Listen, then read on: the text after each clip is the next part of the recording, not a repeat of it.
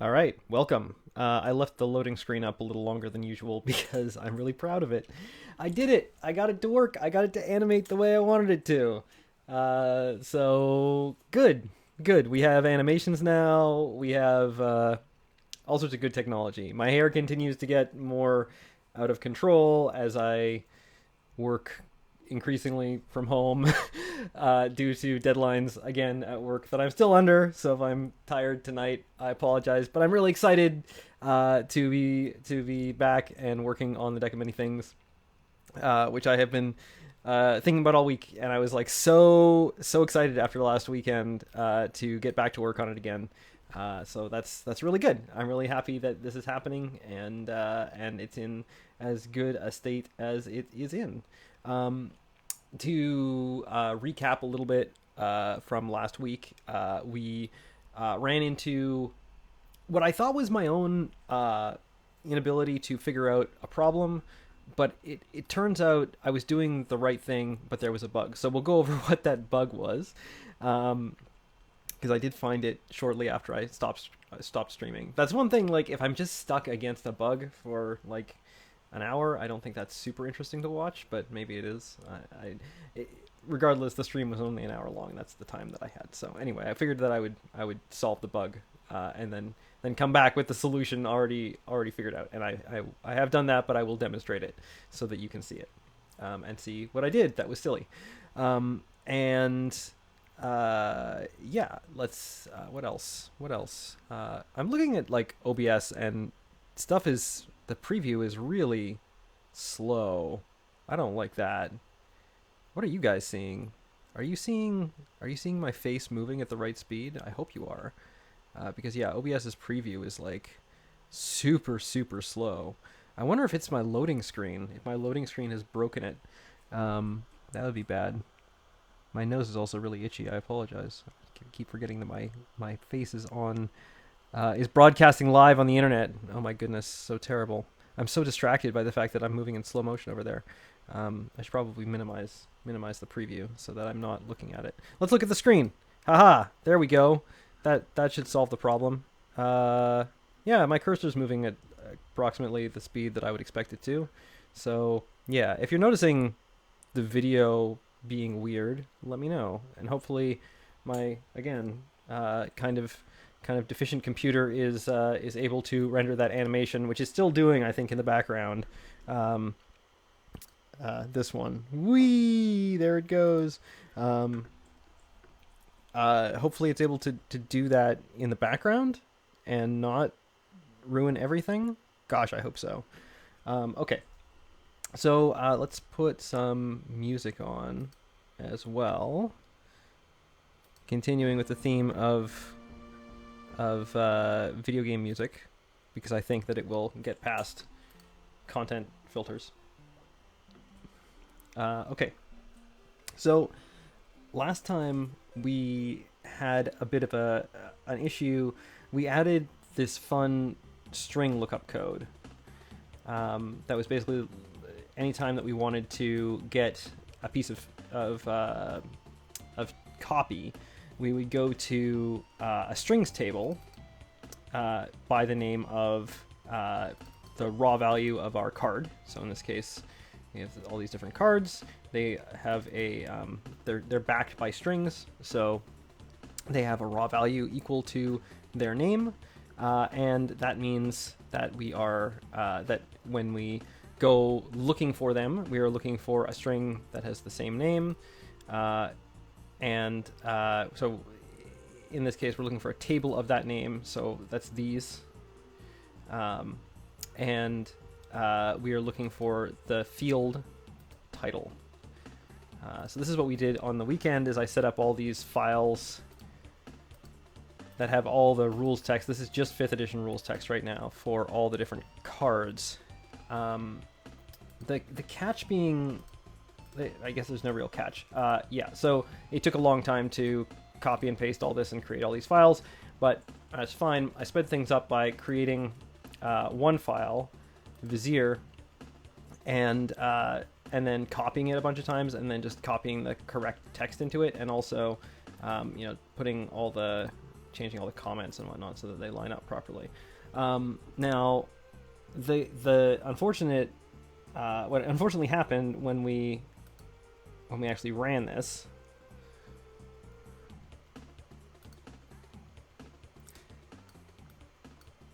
Now we're gonna face the compile time of doom.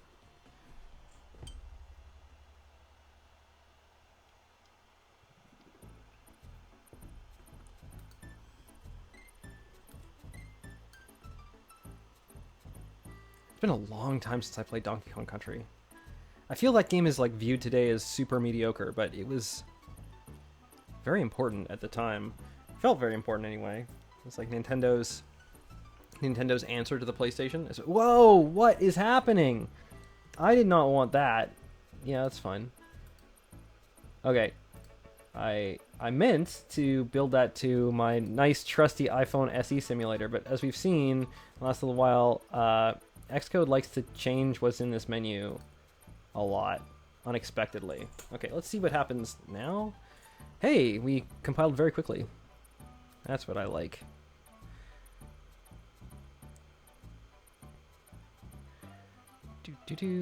Okay, so here's our app as it existed last week, and if we draw cards, the card comes up and shows its title, but it's supposed to actually have the title because it's supposed to be looking up whatever title equates to in the table. So I don't know what this is supposed to be, but it's not showing what it's supposed to be. Anyway, so that's what we saw last time, and that's what we went away with. So I like did some looking around and looked at other projects that I've been on, and I'm like, I'm doing this the same way that I always do it.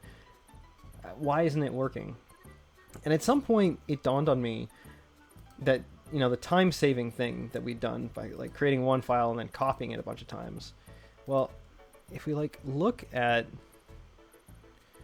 Vizier and look at this target memberships here, you can see that it says it has deck of many things checked off. And that's the only option.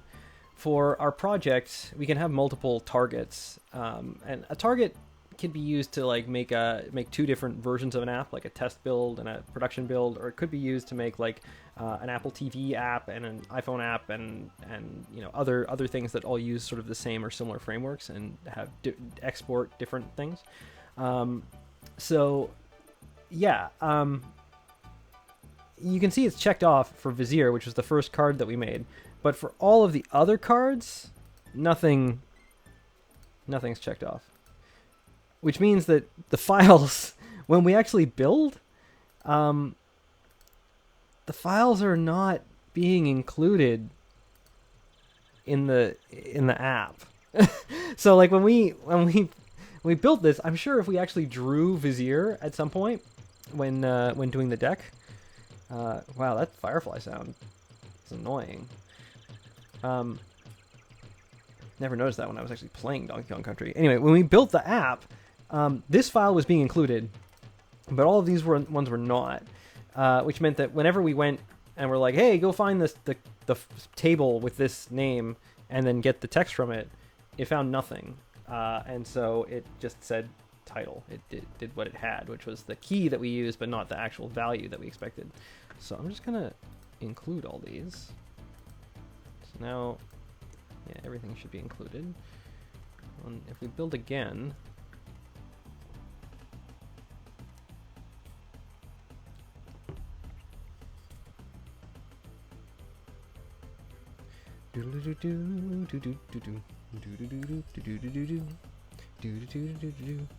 hey, talons.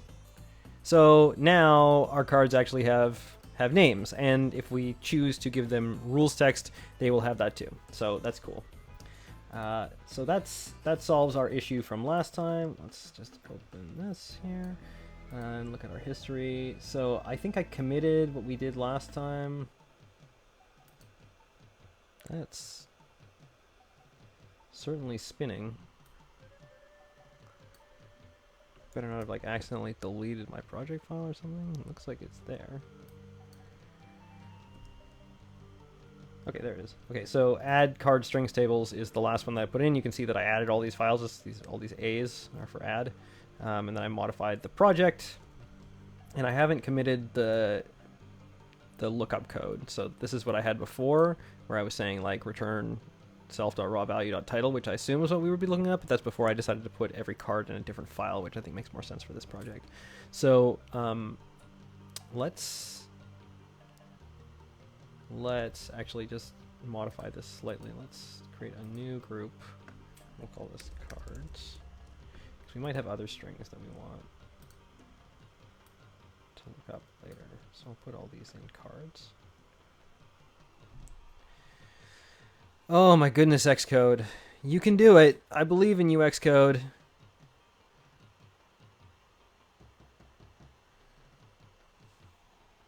The R over here is for renamed, because what we did was we moved them to a different URL, basically, in the file tree, to a different file path.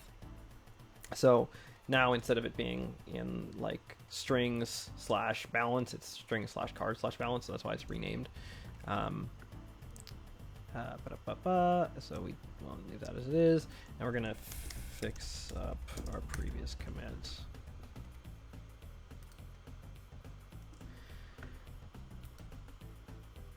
Okay, and then let's be real fancy.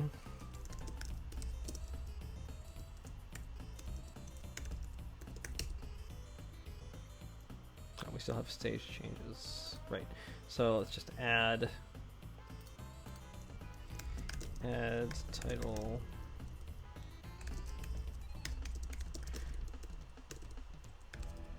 strings table. Commit. Okay, now let's be real fancy.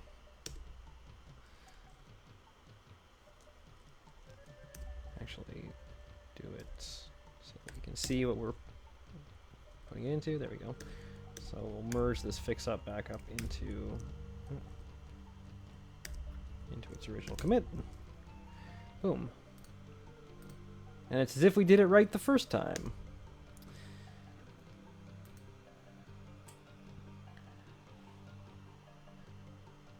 Nope. Do not build to Jeremy's iPad. Stop, stop, stop. Bad Xcode. Every time. Can I like set a default simulator?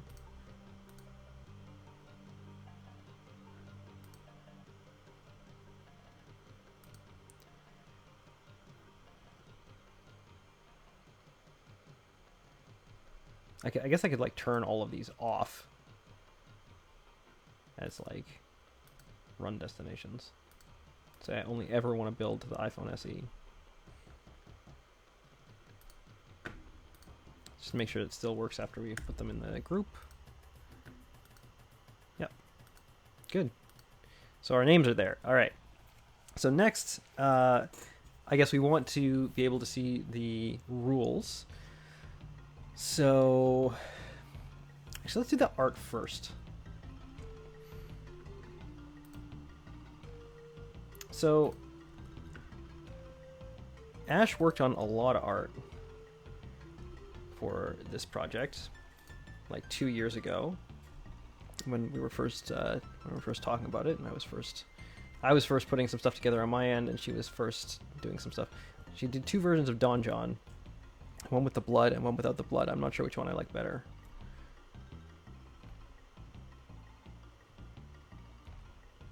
So I guess the first thing that we're going to want to do is just make sure that these have consistent names. It doesn't matter that much because we're going to be looking them up with literals, but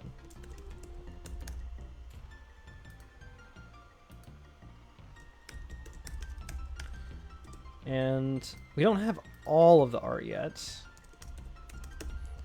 but I did talk to Ash about it, and she is still committed to finishing this project, which I think is awesome. And part of the reason that I wanted to come back to it, frankly, is that she had put in so much work on this art already. Jerster. So it would be it would be really a shame to not actually use it for its intended purpose. So we are going to get what we have in there, and then anything that we don't have yet,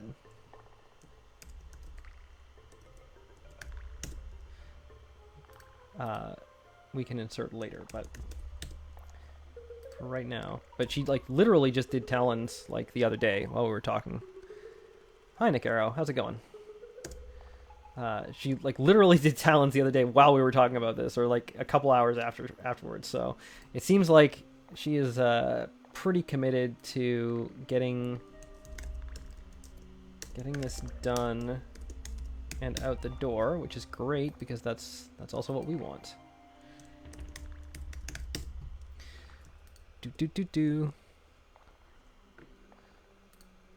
I'm doing okay. It's been another long week. We are, it's busy at work still, and busy at home. But so if we want to use these in our project, we can just drag them into our asset catalog here. Now, these are all 4K images, so that's very interesting. I'm going to leave them, they're bitmaps at the moment. I think we're probably safe to say that these are the 2x versions. Gosh, that's a lot of slowdown. Let's just see how the resolution of, I don't remember what the resolution of your average iPhone is as compared to, let's see, iPhone 6 Plus resolution.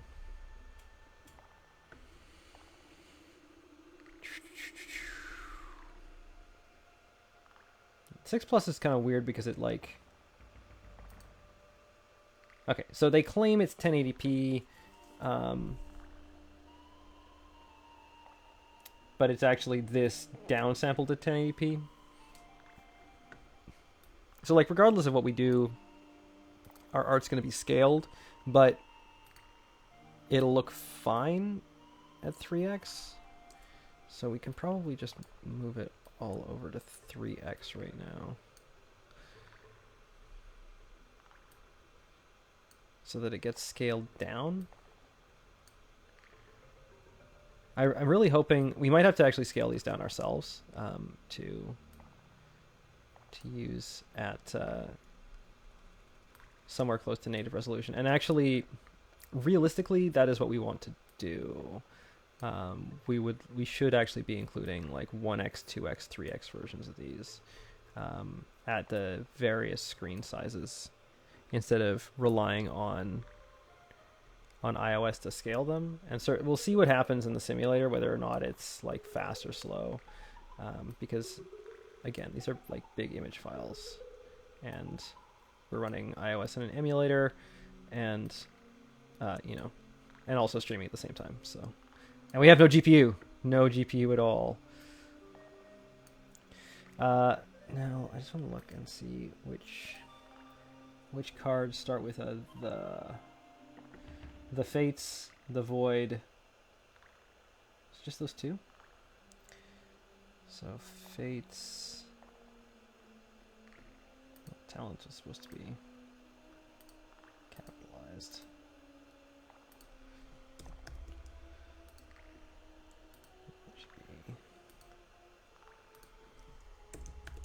The Fates. I just want to make sure that I'm having some consistency here. For a lot of the assets that I use at work, we have like vector files, and so the rules for those are a little bit different. But for this, I guess we'll try it like this. All right, so now what we'll want to do is go back to our card controller.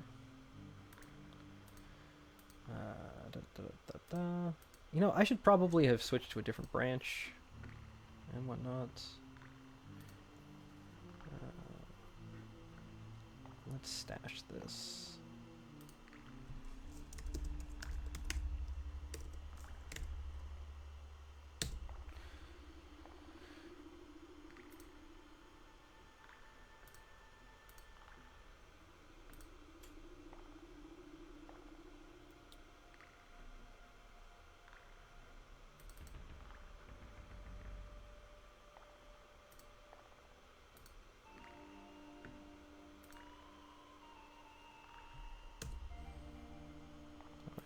we change the name. Let's actually just delete that. I think we'll have to re-add talons when we come back. We can deal with that. All right, so back to master.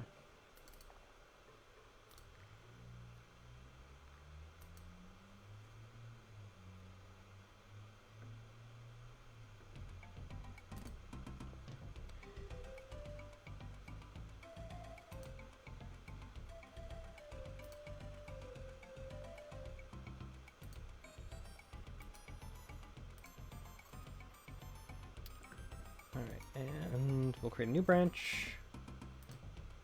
Somehow. Call it add arts.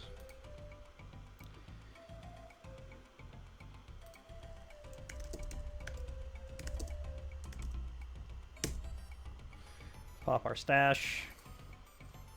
Bam. It's all back. Let's look in Xcode. Sure enough, we're missing talons. So what happened was I like renamed it in Xcode, and it was like, oh, this file is called this, but here we'll create some metadata to make it called this. And I'm just like, no, we should just have the file called the same thing that the thing is called. Water level, yes. Okay, so we have our art, such as we have. So now, add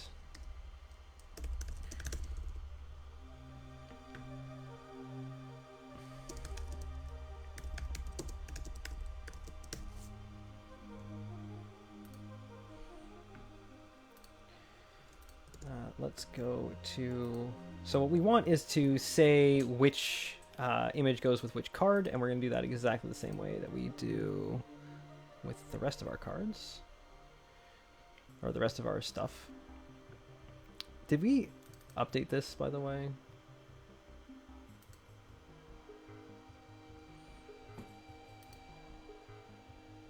That's interesting.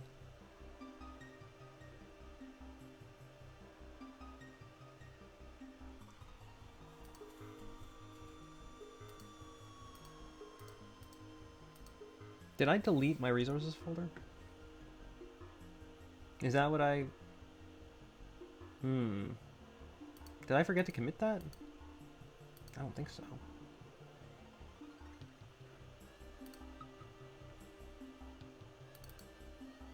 Let's go back to master for a second.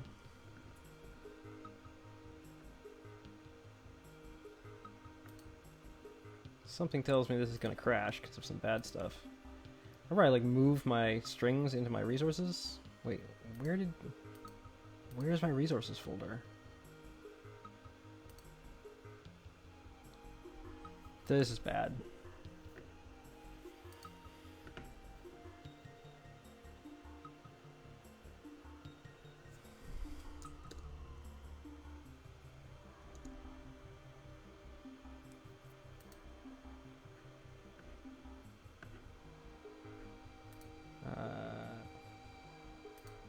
Create new branch from master. Branch.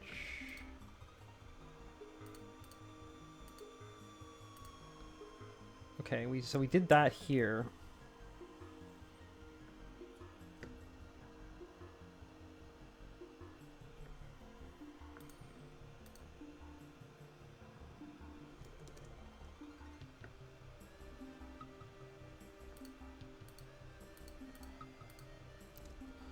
Apparently that didn't take, which is not really super good.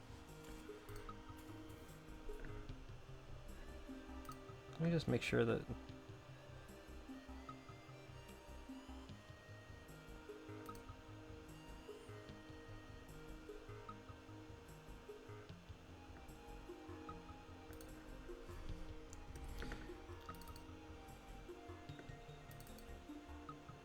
Okay, well the resources file is still here, so that's something. I guess I just reverted our project file changes.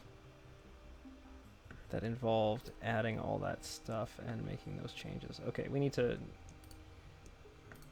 go back to master and fix some things. No, we'll do it on temp because that is better.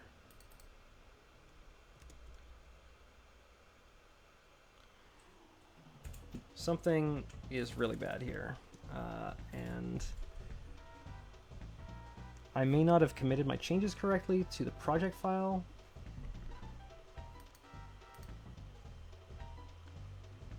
When I move that stuff into resources, which could be very bad because the project file is like the index of where everything is located relative to each other.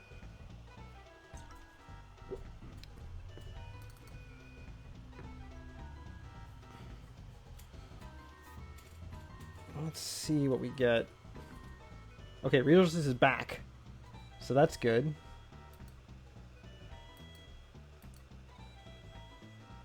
That's where it should be. Everything is where it's supposed to be. Okay. Is Xcode just like, I'm so starved for system resources, please help me. I'm gonna beg for attention until you give me more memory and disk space and graphical power to work with. It's getting warm in here. Build succeeded. Okay. We seem to be okay. Let's check out add art and see what happens.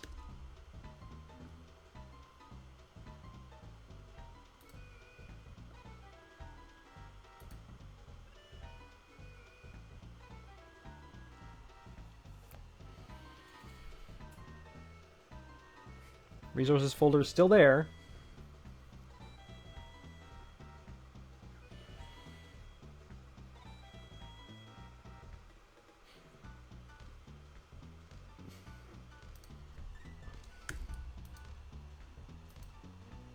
Obviously still finding resources, so I think we're okay. I don't know what that was. It was scary, but we seem to be alright. Okay, so rules.5e is what the rules text is called. So we will...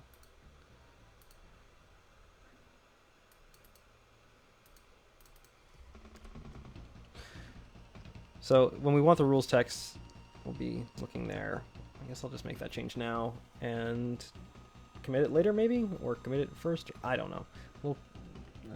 We just added the art, so we'll finish doing art stuff and then we'll get back to this. Okay, so image, so title, rules text.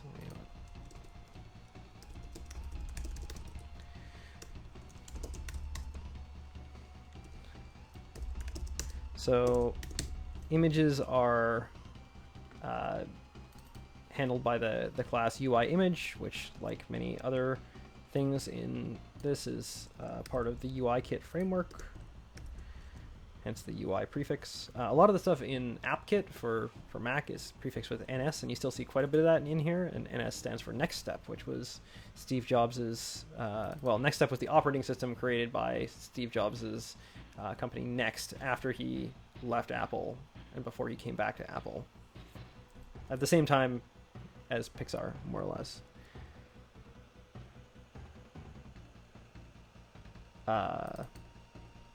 You should know. Oh, right. Okay. So Foundation is the basis of what Swift is based on, but it does not know what a UI image is because it is not. It does not contain UIKit. UIKit, however, does automatically import. Foundation. So if we just import UIKit instead of Foundation, we get access to that. Okay. So we have access to, open this in, can't I like, there we go. I want to see which ones we have. Do.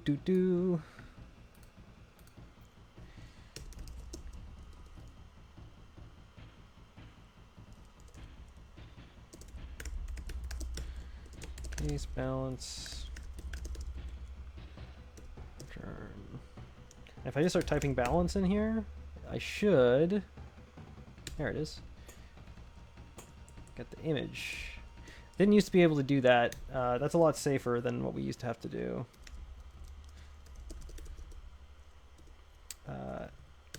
We used to have to do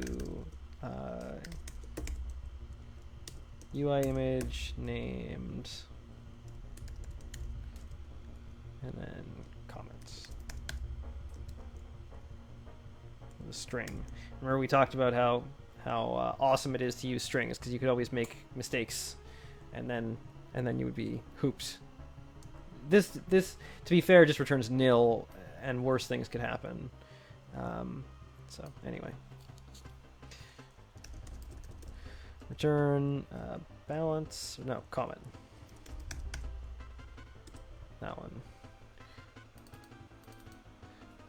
Donjon.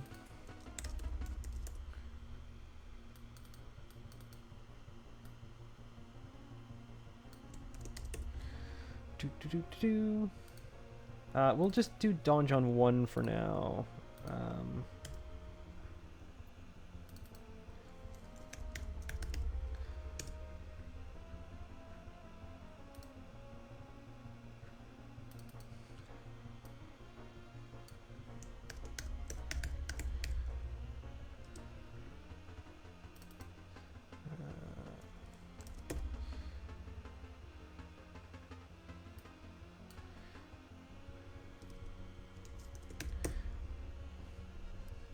Gem,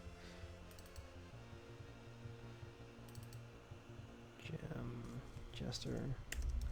My gosh, did so many of these. I was even surprised. She was like, man, I did a lot of these. And I was like, yeah, you did. I remember that. But then I actually went and looked at how many she had done, and she got through most of them. Okay, so case key.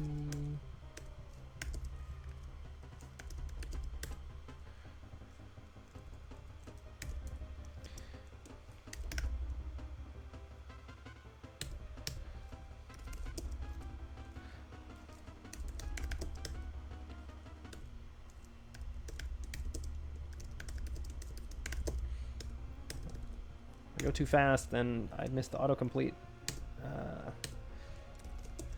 Case go. Awful at syntax.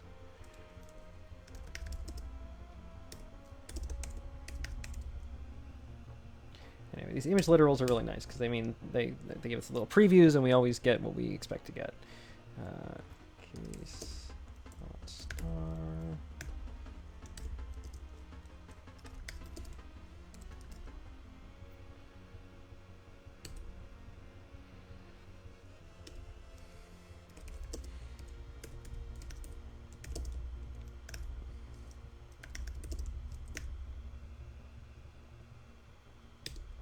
Sun is definitely my favorite of all the ones that she has done so far.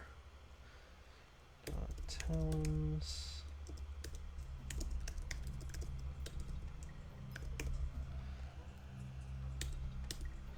Tones. Case.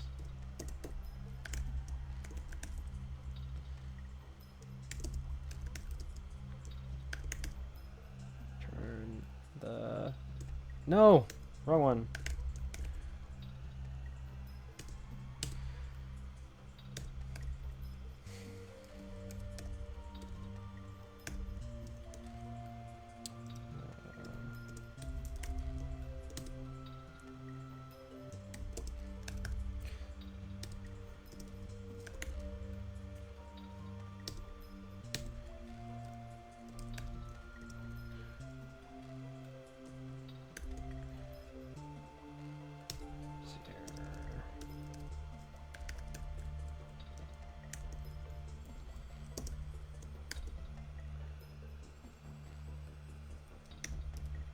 Okay. 1, 2, 3, 4, 5, 6, 7, 8, 9, 10, 11, 12, 13, 14, 15. Good. That's how many I thought we had. So seven are missing right now, but that's okay. So for right now, I'll have this return UI image optional, so we can return nil from any of them that we don't have yet. Okay. So let's go back to tower and commit our changes. So So we'll do the Donjon one as a fix-up.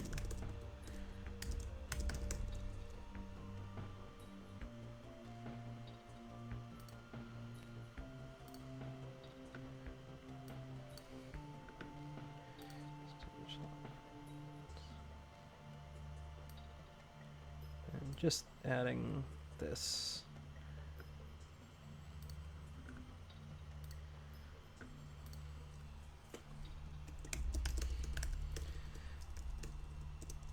Add card method to get image.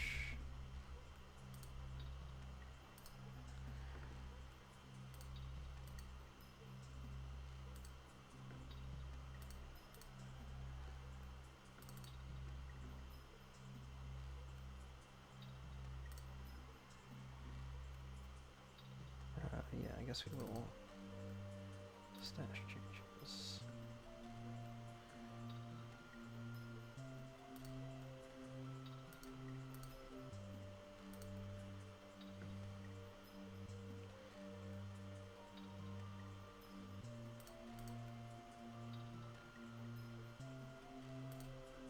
Probably merge in that fix up.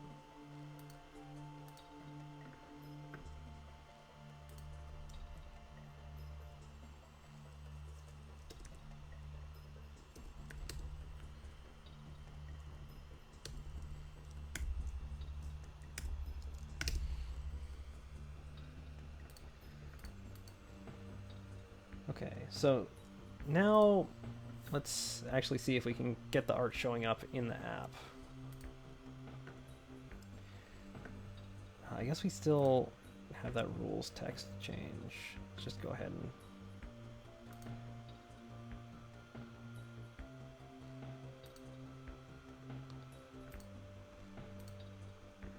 so update method to get card. Actually, that's not even what we want. We don't want that. What we want is the same thing as this. So we want it to localize it based on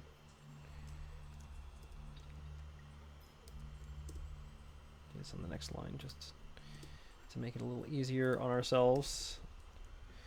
And it's just we want the rules.5e to be the key. And we want this whole thing to be the key. No, we just want rules.5e to be the key. Like so. Ta-da! We should probably test this. Probably. We should probably return something from this method. Rather from this programmatic property. That sound you just heard may have been a beer. It may have been a beer. I kind of had to mow dinner very, very quickly. It's been a long week. Okay, so we've got our two localizing methods. I think that should work.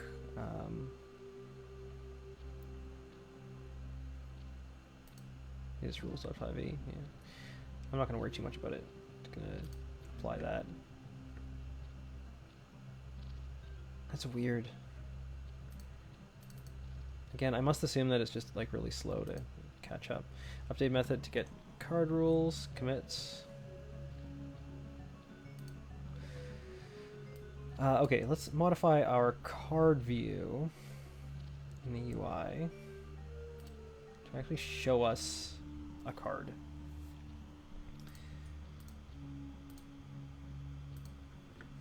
So right now we just have a label that gives us the card's name. And so we will add an image view.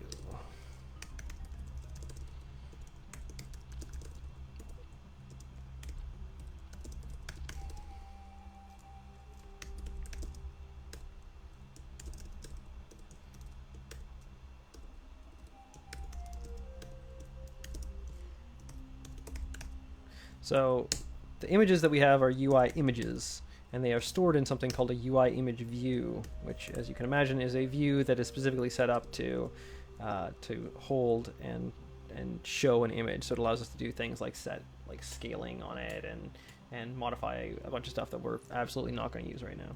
So let's image.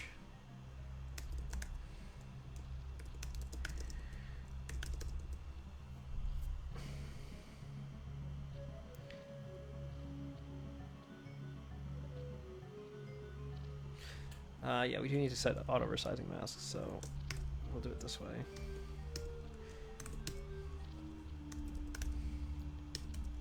Translates auto resizing masks into constraints equals false.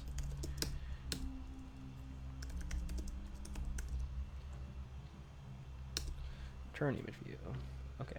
And then we'll say. So right now our label is centered on Y, and then it's got leading and trailing. I think that what we're going to do is set these to,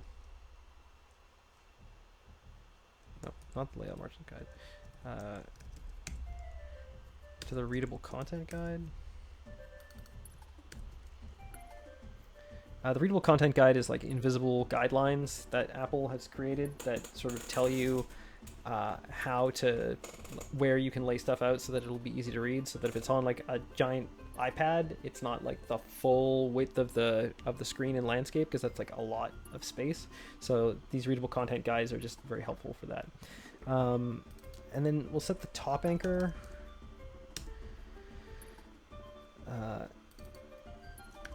to the top anchor of the view.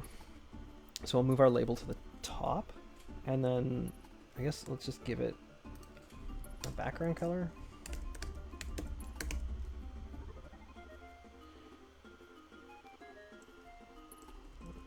Label background color equals dot. So that it'll show up. Okay, and now let's add our image view.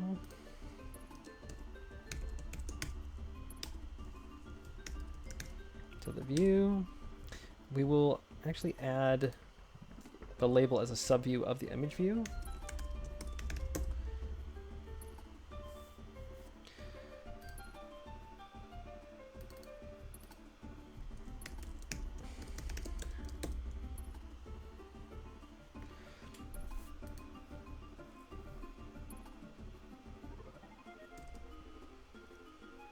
And so our image view is going to have its top and bottom pinned to the view, and then I'm trying to think exactly how we want to lay it out from there. Actually, so it'll automatically set its width if we give it a height like that. So will it now? I think it should. I think if we give it a height, it should set its own width. Let's find out.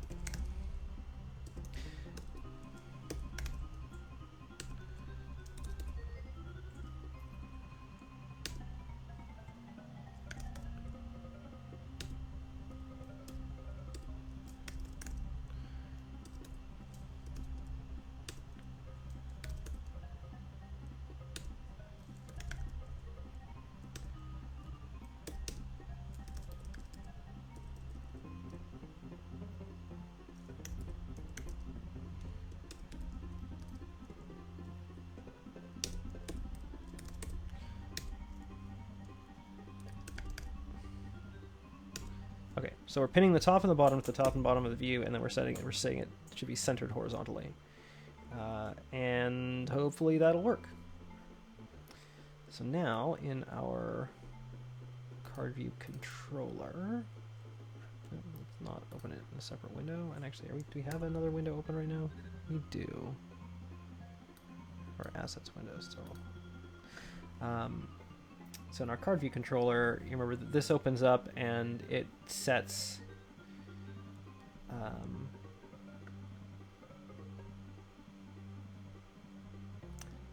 card.label.text to the card's title. So now we'll say card view dot image view dot image equals card dot image, and this takes a nil and just will not display an image. So if it doesn't get an image, then it will not crash. That's important. So now let's build and see what that does.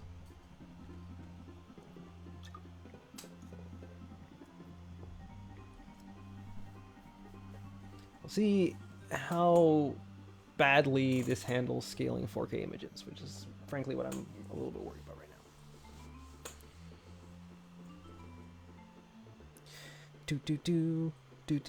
Do. Compilation station.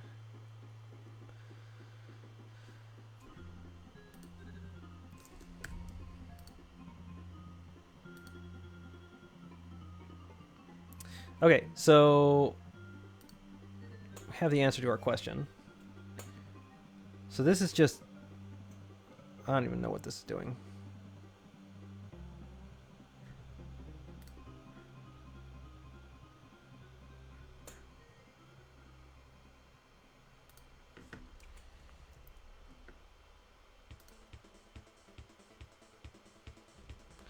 Okay, so I think it's clear that we need to change that to... I forgot there was a song that had sampled voices in Donkey Kong Country. Content mode equals aspect fit.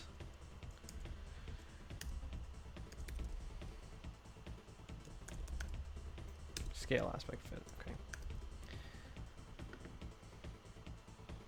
I was expecting the card to be sort of like lined up in the center.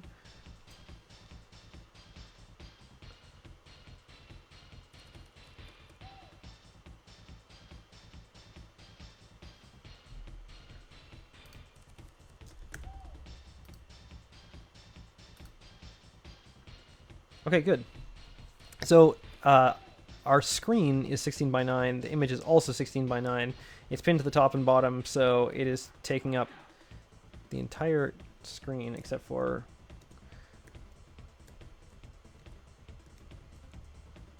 Really?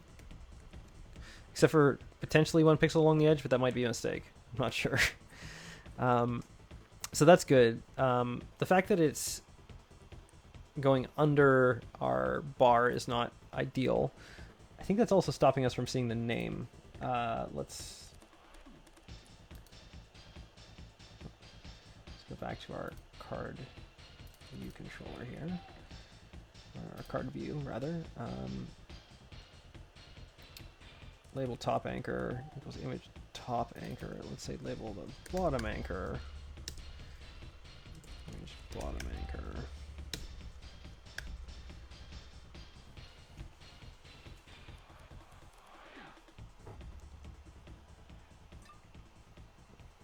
Oh man, I know what we should play next for music. Because we're going to be running out of Donkey Kong Country pretty soon. Which is okay. I'm kind of okay with.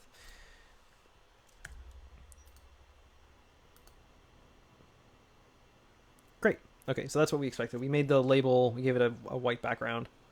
And we put... yeah, we gave it a white background and we lined it up with the front and back, or the leading and trailing edges. So that's why it's so long. That's good. So now, I guess let's do something interesting here.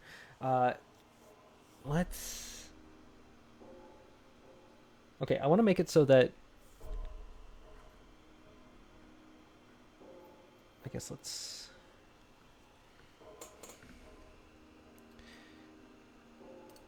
commit this first.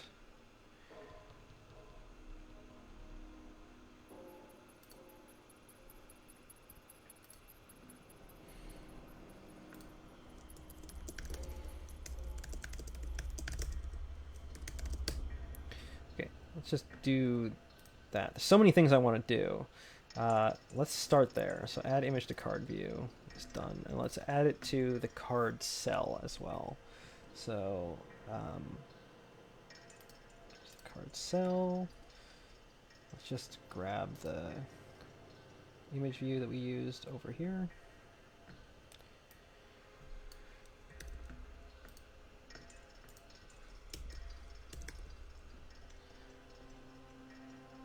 And then we'll do exactly the same things that we did here. So leading, trailing, we'll say label that bottom string equal to bottom.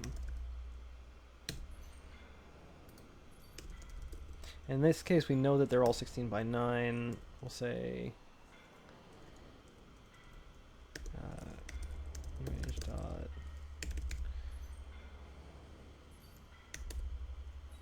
image view.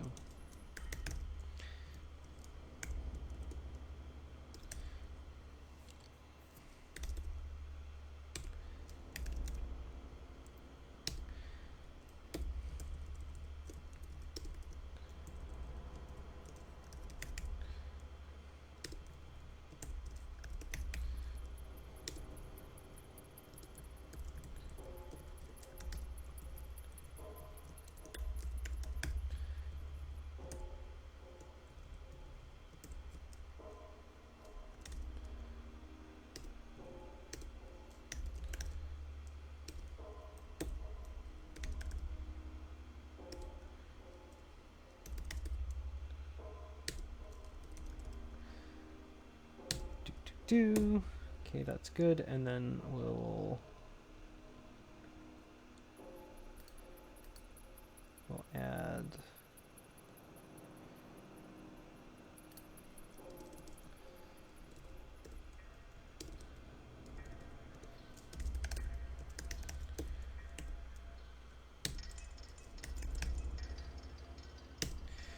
add the image view, we'll add the label, we'll do what we did before and say label dot background color equals white. And I guess before we were using this border width to like sort of show the edge of our cards. I don't think that's as necessary anymore. Might look kind of nice though. Let's 5. And border is still black. That's what we want. We've got a corner radius on there, which I'm going to set higher now. I guess, how did the corner radius look here? Corner radius at 8 was fine. That's fine. Background color we don't need anymore because we should be showing the card most of the time except for the times that we aren't. So I guess we'll leave it for now. And what was I going to do? Oh yeah, so it occurs to me that dot mass to bounds needs to be equal to true. Because mass to bounds says, like, do you want to clip the content when it intersects with the edges? And because the image is a 16 by 9 image inside a 16 by 9 card, it shouldn't intercept, but except for these rounded corners where we don't want the image to go out of the rounded corners. So I think that is what we want.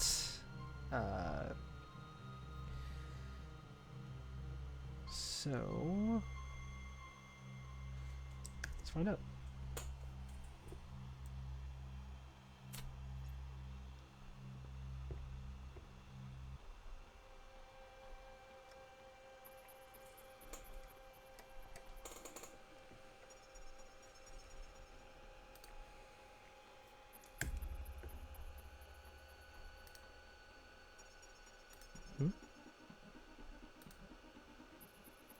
We never set the image. So we have our black border, we have our label at the bottom, but we never actually set the image in our card view controller.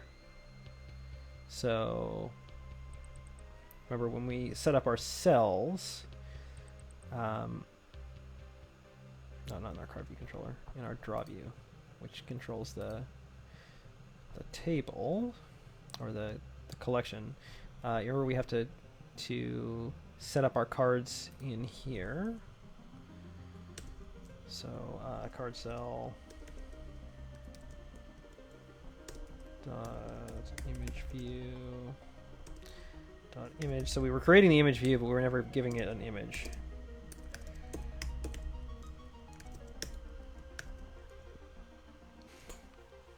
And remember, some of the cards just don't have images, so they won't show one.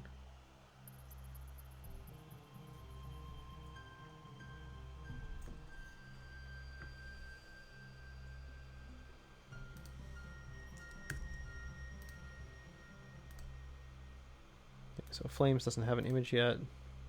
Sun does, though. Why does Vizier show Sun? That's not good.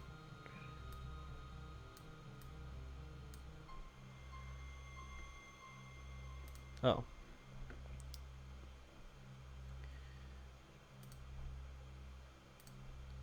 Card cell, did I make that to the layout margins guide? I did. That's why it's a little ways away from the bottom, but I actually kind of like that. I'm gonna first of all figure out Vizier is returning Vizier. Sun is returning Sun. So why did we get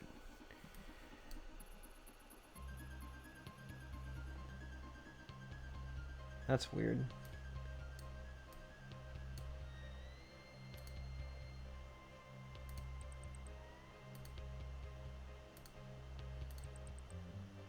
Muriel is right, Vizier is right. Why is Sun... Oh, you know why? Because we copied and pasted all those files. I'm gonna bet that Sun just... I forgot to... We copied and pasted them all from Vizier, which is why it seems suspicious. Yeah, sure enough.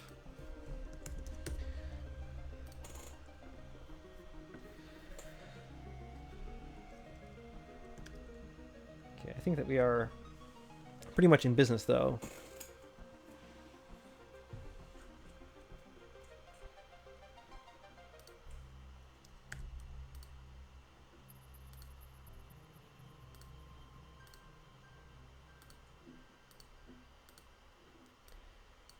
Alright, this is looking quite good. Now, I think that we should change that so that this doesn't show up until after the card is in front.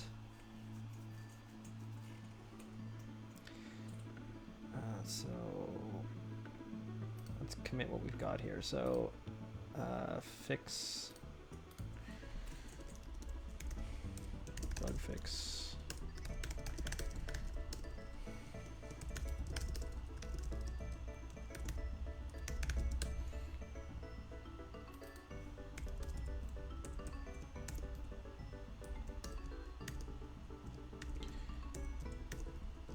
Rename Sun from Vizier, sure. And then here, add images to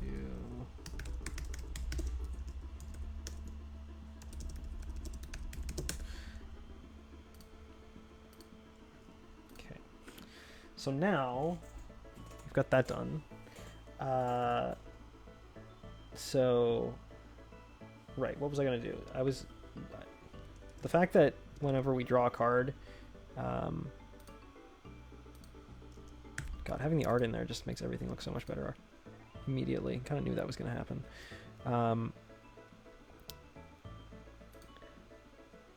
I kind of don't like that the draw is animating in like before the card comes up from the bottom. So we're going to fix that.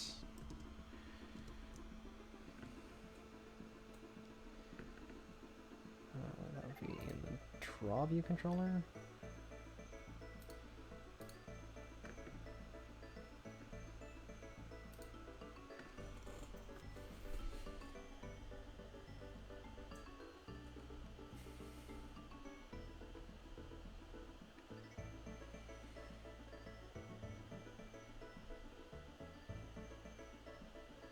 Okay, so it's in our present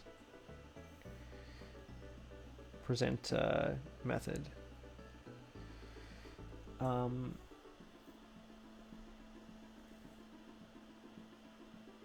And then here we say present navigation controller animated to true. There's another argument here that's we did not put in, but that we can put in now. So I'm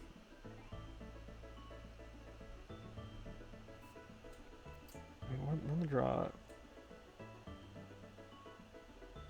So here is where we update our collection view. What I'm going to do is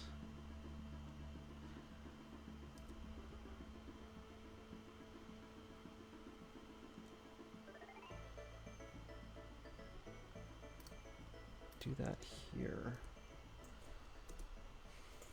This is kind of dangerous because we're not necessarily doing it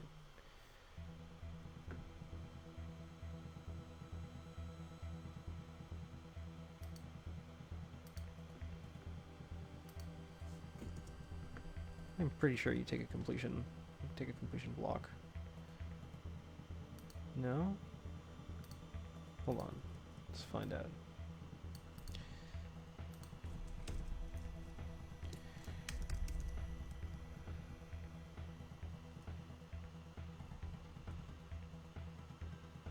Certainly looks to me like you take a completion block.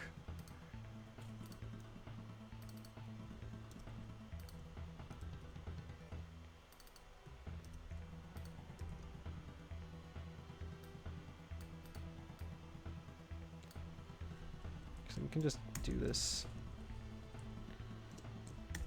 like that.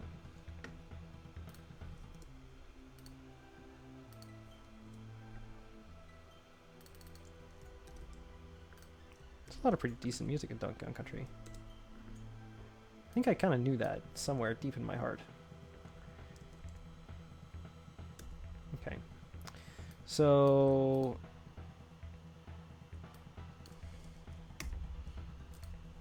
after we present the controller, that's when we reload the table data to keep it up to date. We need to explicitly reference self here because we're capturing it, restoring this block or this this closure and firing it at a later time. It's probably pretty safe to reference self here because this is sort of a fire and forget block, like it won't sit around in memory forever.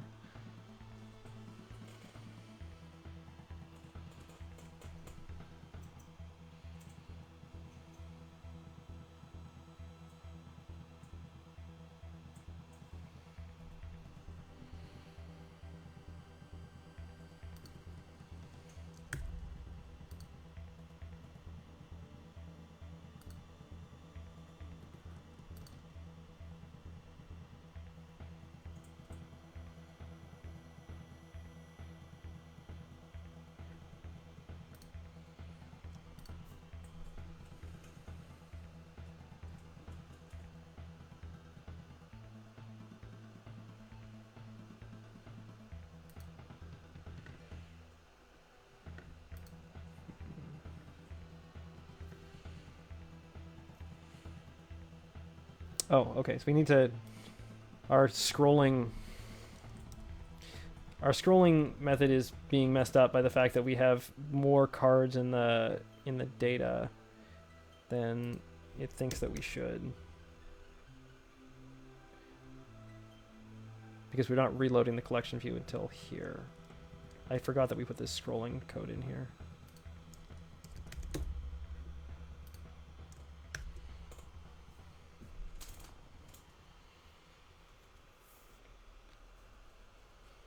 Do.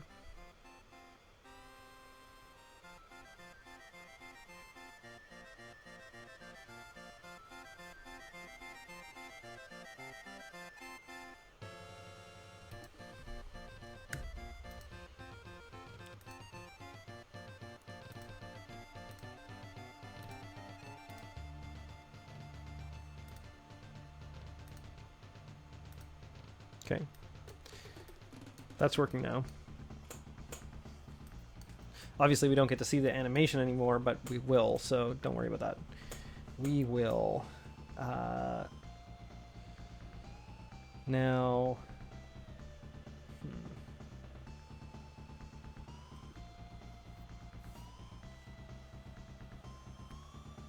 What do I want to do next? I want to make the rules text show up. I want to fix the card controller because the card controller looks like garbage. Um,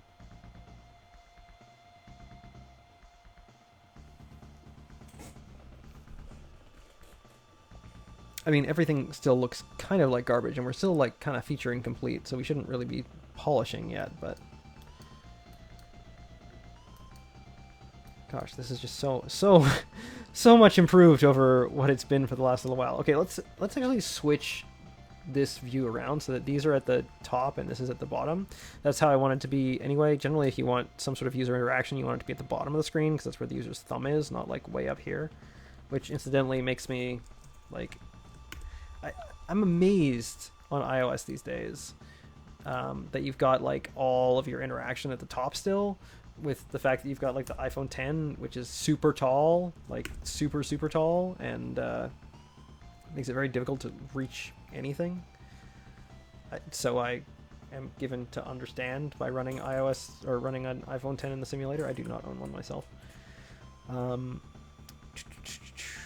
Okay, so back to our own app. So yeah, let's move the cards up here.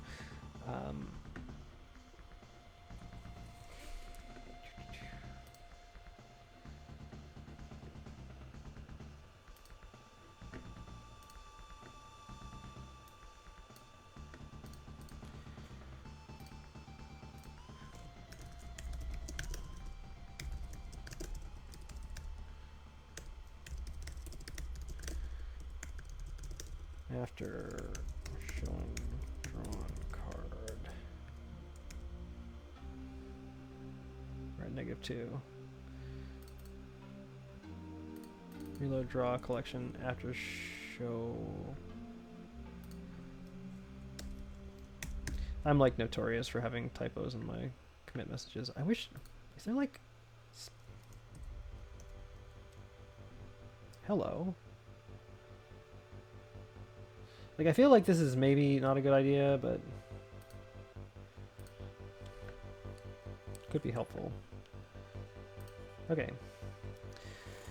Not making branches anymore. You know what? I'm the only one working on this, so.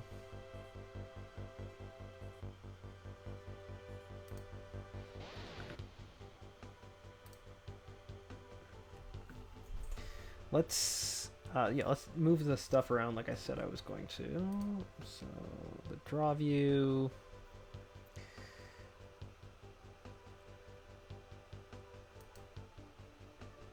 So we'll just sort of like change these around.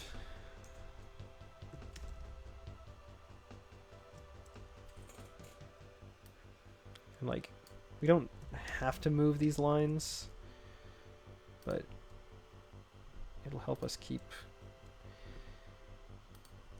things organized for ourselves.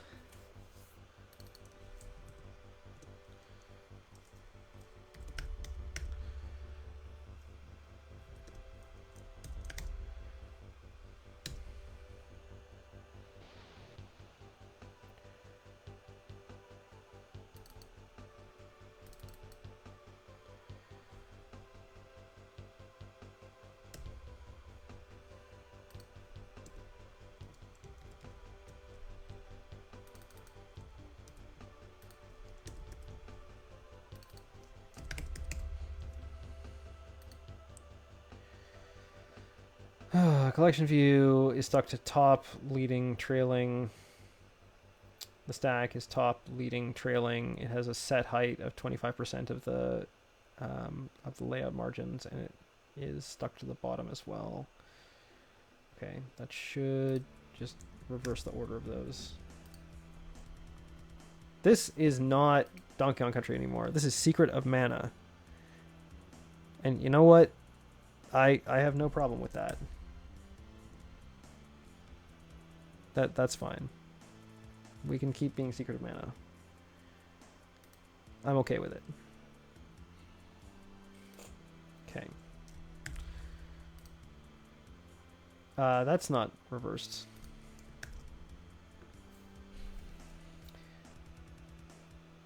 Why would that even work? We have constraint problems, that's for sure.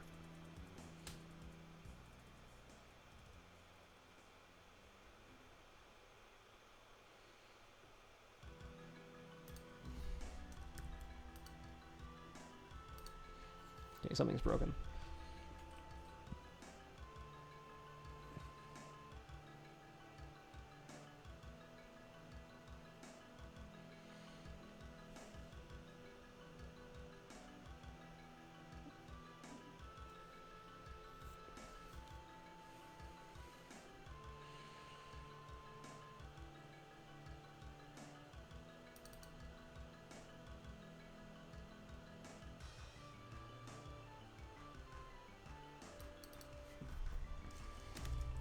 Right, okay, so we want it stuck to the collection view, not the...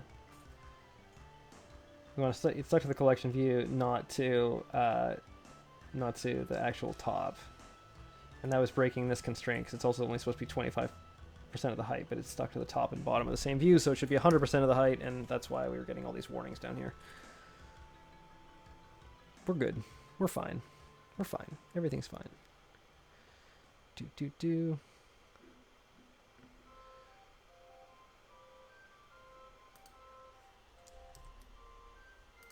Go.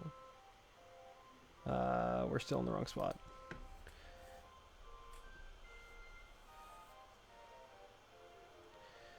Collection view to the top. Yeah, okay, I know those are the broken constraints.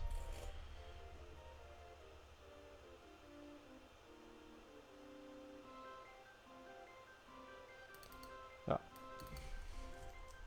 Doy. I'm tired, okay? It's been a long week. It's been a very, very long week. I'm gonna pin the top of the stack to the bottom of the collection view. Please work. Please work. We've had too many bugs. We've had too many mistakes. Too many silly errors. Hey, it works. Okay. Good. That works okay still? Yeah. Good. Great. Let's replace that.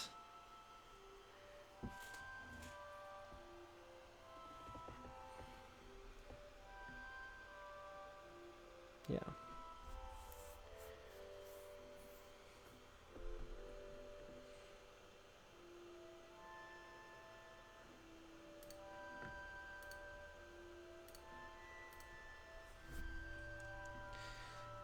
Reverse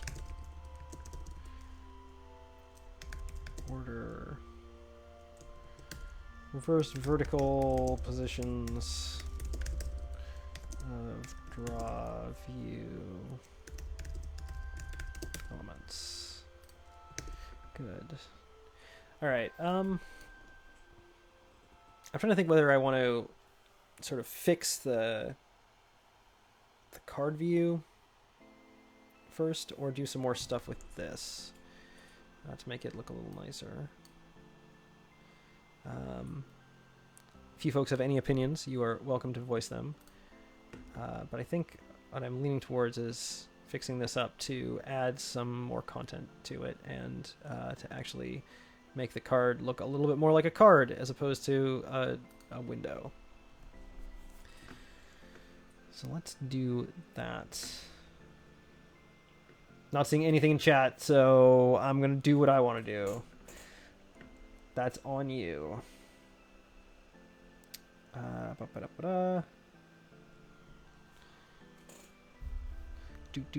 Do. So what I think I'll do here for the card view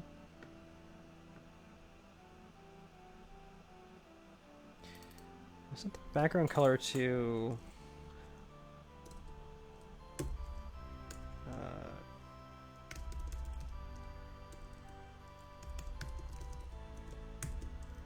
UI color with white.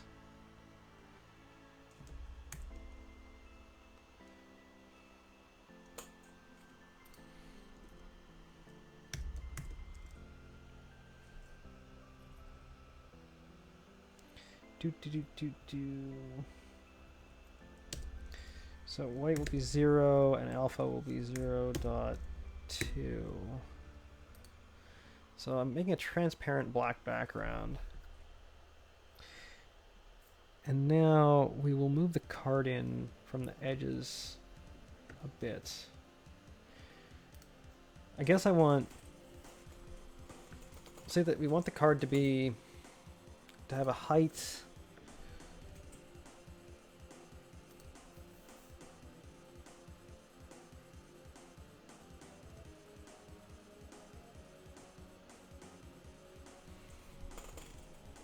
Yeah, so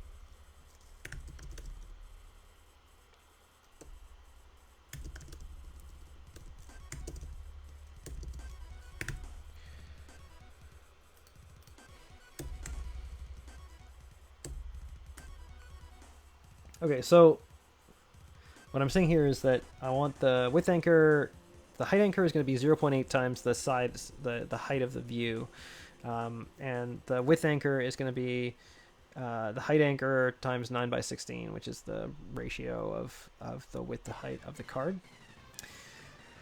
So and then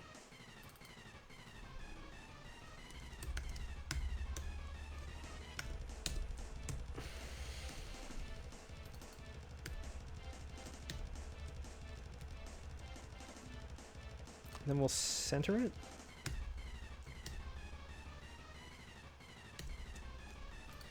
Like that. So we've set the height, we've set the width, and then we're centering it on the view. And then the label, I guess we'll say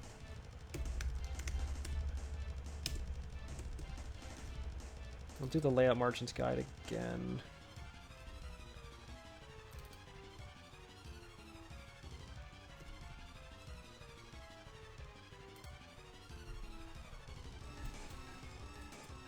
Can I just say layout margins guide instead of saying image view.layout margins guide? I'm not actually sure. Let's find out. This could crash. I'm okay with it if it does. That is okay with me, because I will have learned something. Like, I'm not sure if layout margins guide would just apply to the view that it's inside, or whether it would apply to this view's layout margins. Actually, that's probably what it refers to. I'm tired. We'll find out. That looks super broken.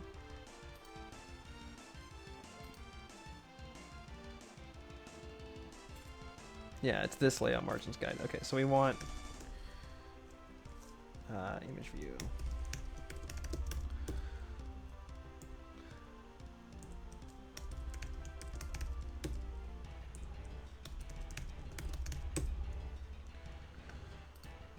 Layout margins guide. And next we can have the same effects here that we did before.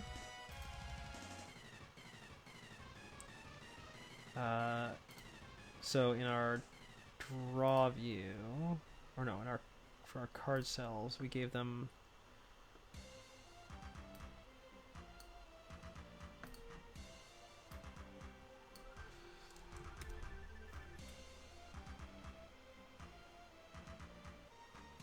these borders. Let's do that. Card view. So we'll set this on the image, because the image is effectively our card at this point.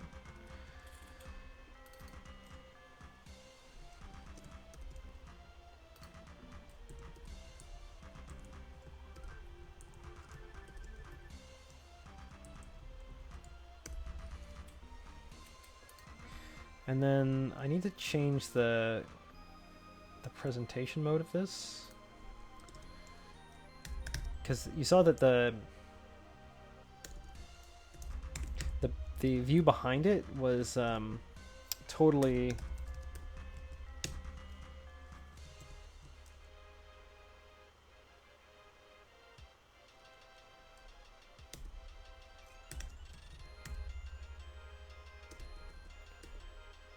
oh, this is the view, sorry. You saw that the view that comes up behind this is like solid black, but like when it's coming in, you can kind of see through it, and then it just switches to solid black.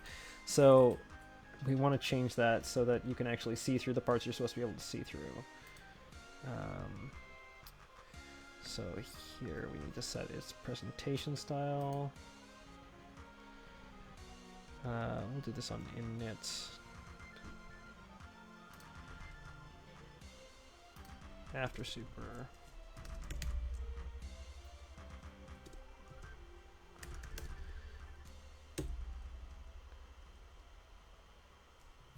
Set it to over current context.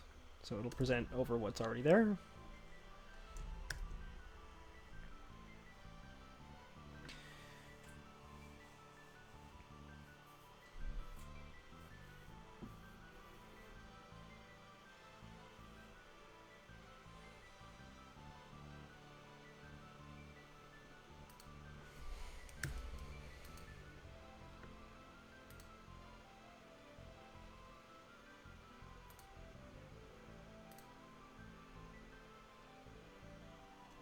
Why is that happening?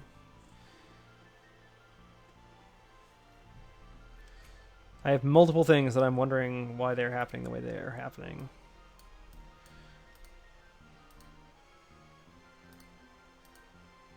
So one, I'm wondering why I did run, right? Like I didn't...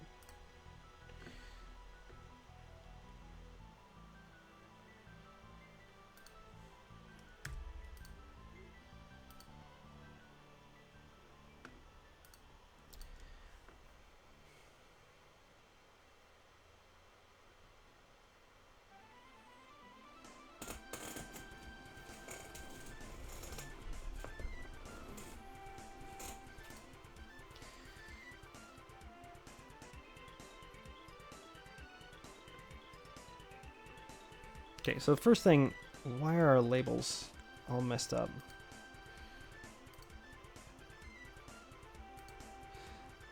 I guess the layout margins guide just relate to the view itself. So we want actually the image view,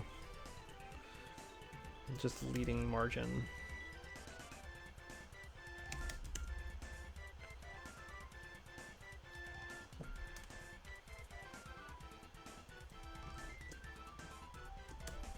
Oh, that's why.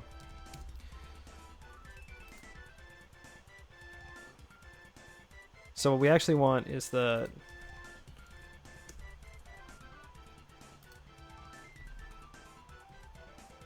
No, that can't be.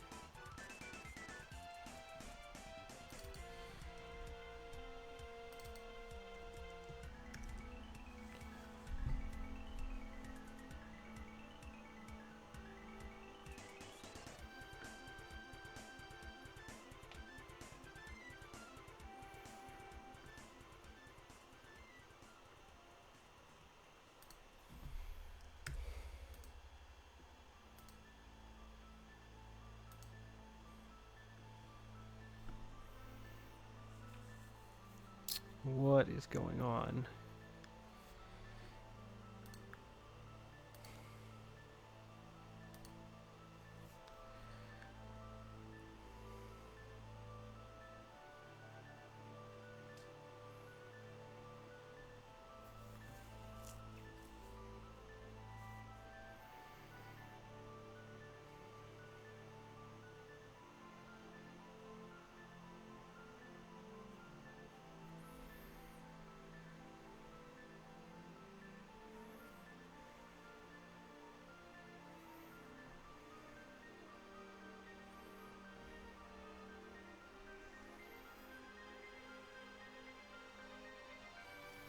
So like, this has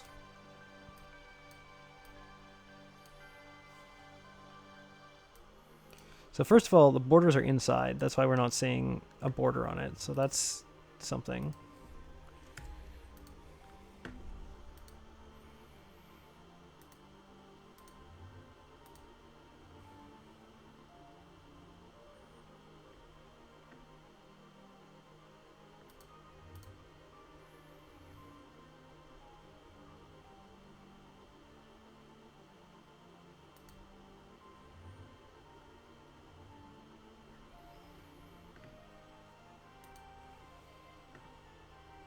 Why are our constraints all messed up?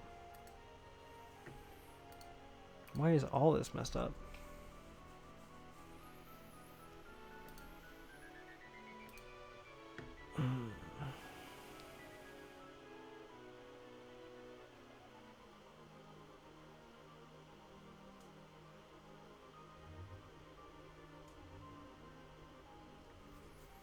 Height anchor is equal to the height times 0.8. Width anchor is equal to the height times 9 divided by 16.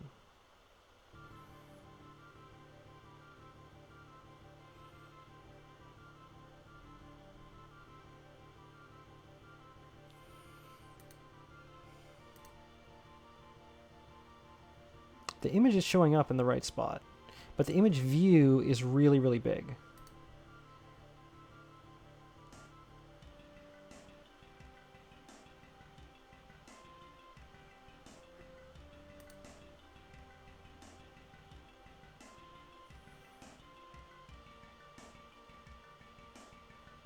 The image is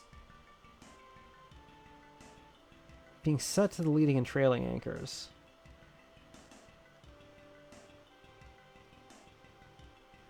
Like, we're not getting any auto layout warnings.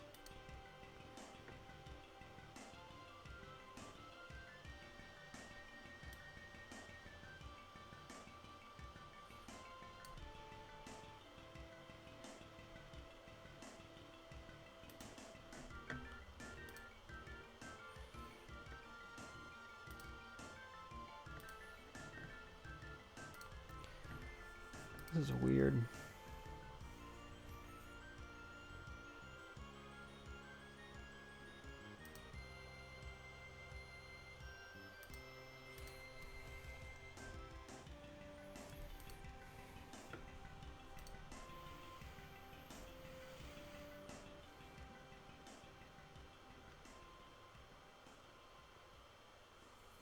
Also, is it just me or is this like not centered?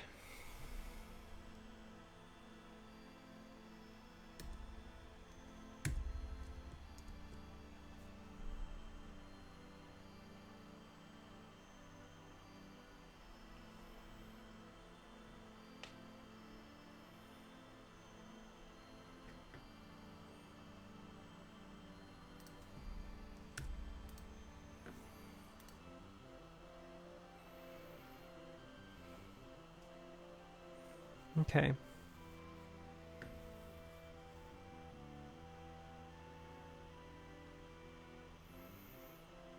Like, the problem just seems to be that the image is getting... The image view is getting stretched out. Oh, you know what? It probably is because the image view has an intrinsic content size that's based on this. And remember, this is like a 4K image, so it's like huge. So the image view is getting stretched out based on... I guess it's just assuming that... Right, because this is scale to fit.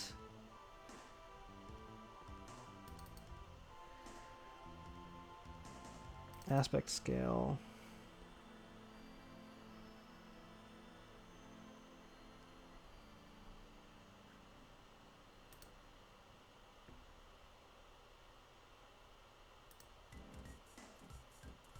Oh, right. Okay, there's our problem right there.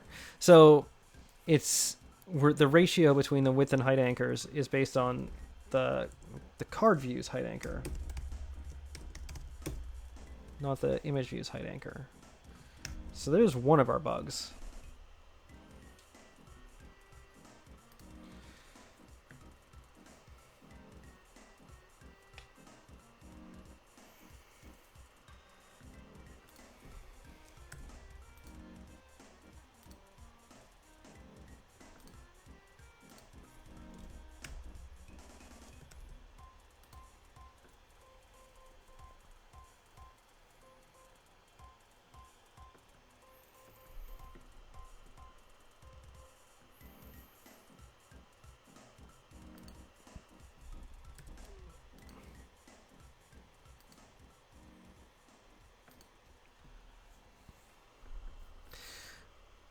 Why are we getting this black background?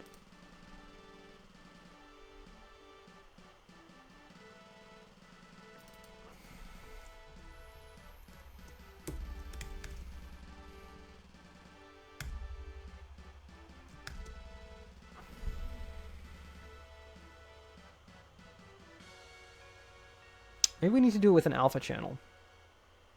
Maybe it's not enough to do it with a color.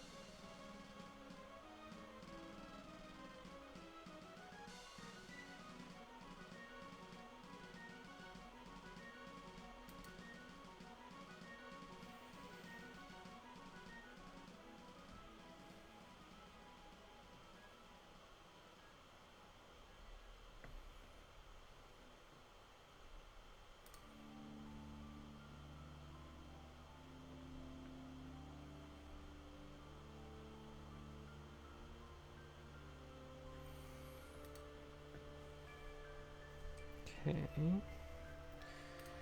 Let's just check and see what our presentation style is.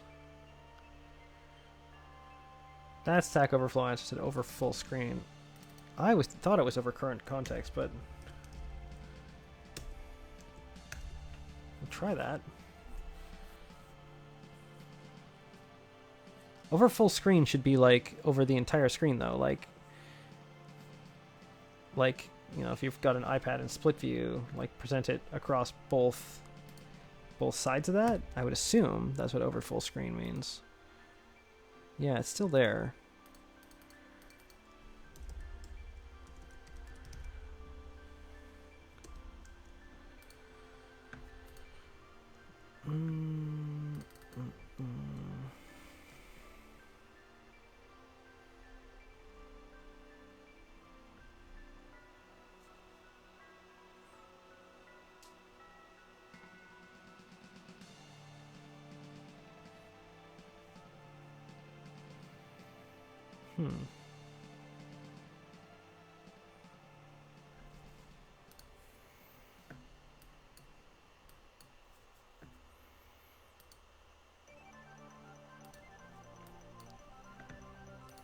Gonna make me crazy. Okay, let's leave it for now.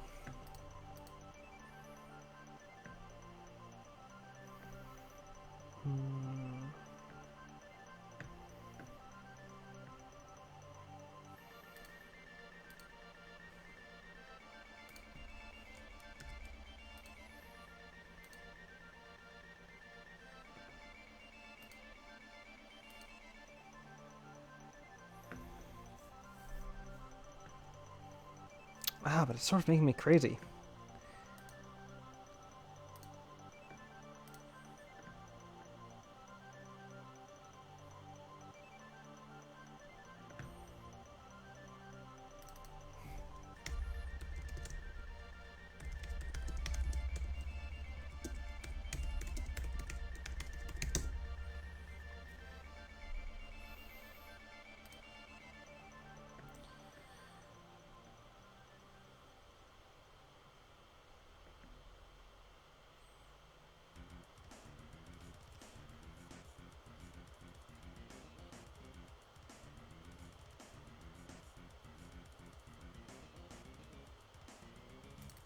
Oh, that's why. All right, that's should have thought of that, but totally did not. So it's not the presentation style of the view controller that we need to change. It is the presentation style of the navigation controller that it is inside. So let's just actually try. I was going to remove it from the navigation controller anyway, so let's just go ahead and do that and see if that fixes it. So card view controller, mobile presentation style is over current context, which is what we want. In the draw view controller, where we present it, we create the navigation controller and then present it. So let's present the card view controller instead.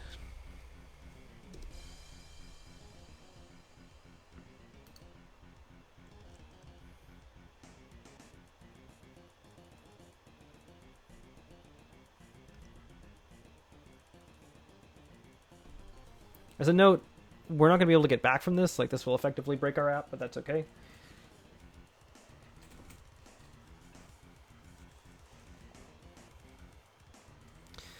Just want to make sure it's working, and then we can go from there. Hey, it's in front. Good. All right, so let's say...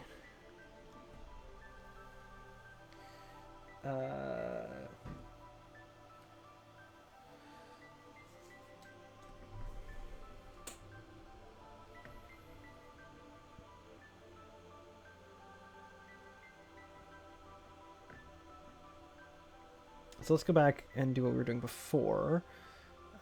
And set its background color equals...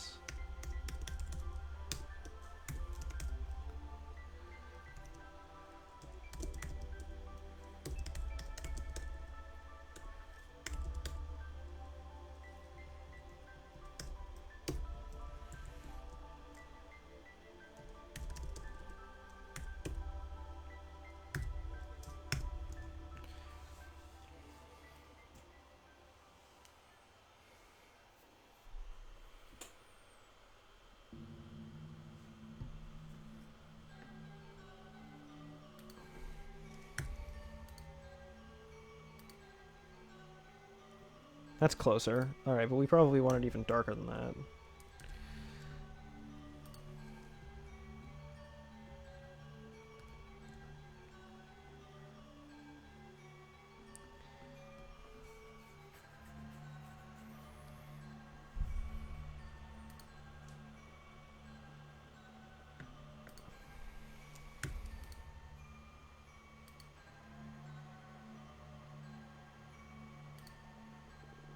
Okay, that's getting there. Let's make the border white.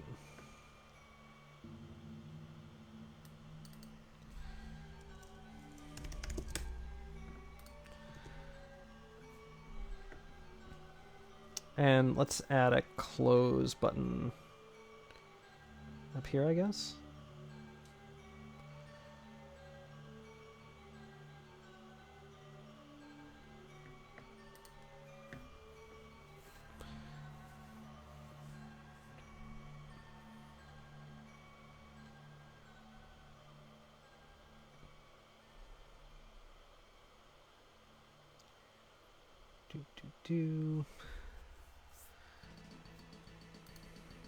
I guess we'll just commit this for now. Restyle. So that works. It's all just styling. Yeah.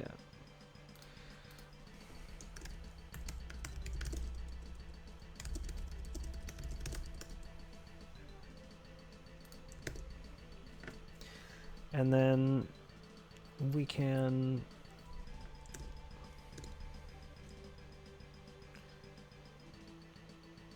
still got like an hour left. Getting a lot done. All right, so we want a close button up here so that we can close this.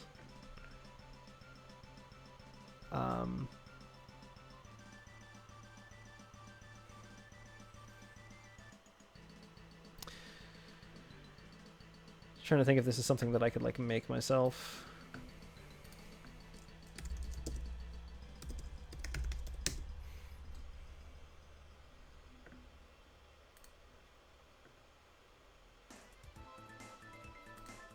That's basically what I want.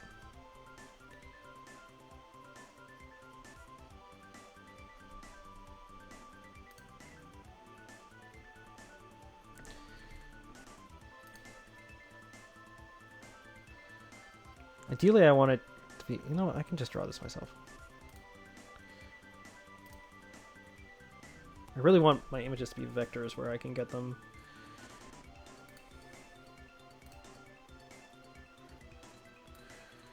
How big do we want this?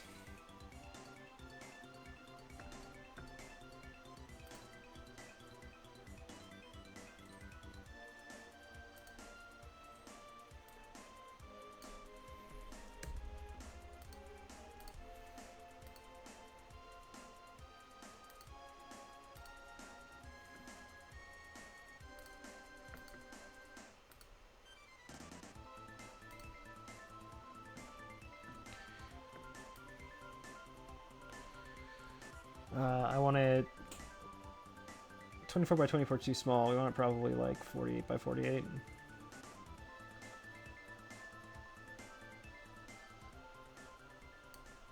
We can just do it here.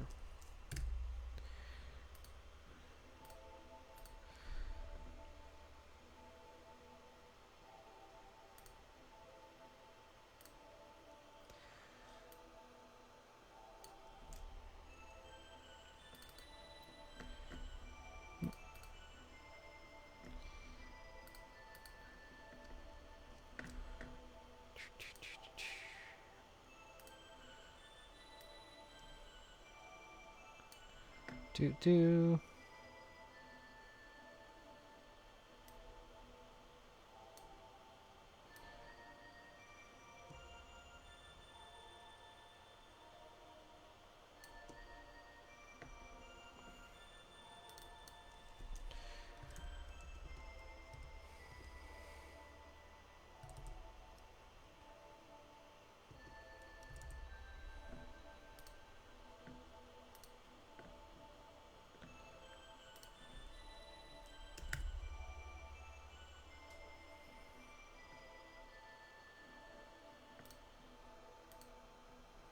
It's like cropped slightly.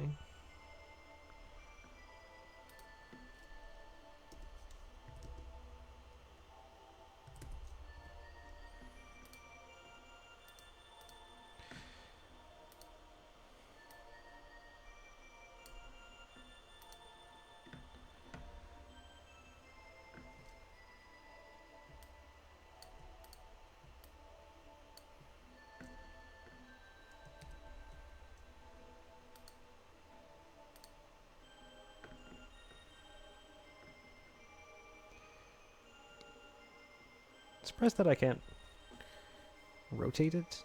I can flip it though. There we go.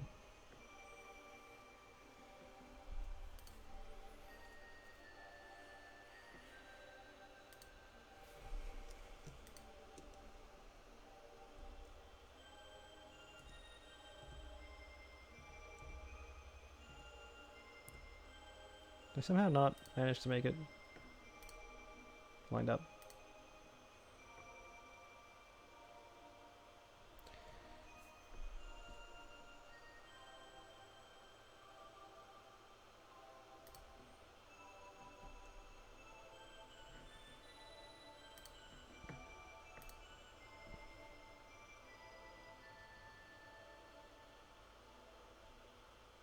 Should be 6.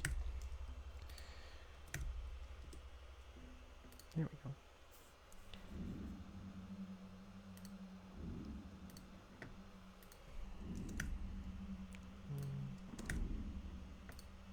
There we go. Now we're symmetrical. Good. So we'll export that as a PDF.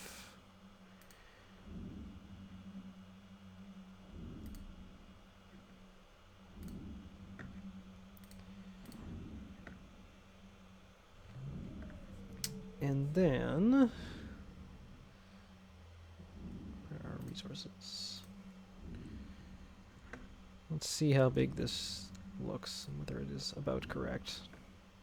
So here, remember we said all these were x3 images. I'm just gonna do this as a single scale because it's a vector. So Xcode should be able to just scale it however it wants to. And then in our card view, I'm going to add a button.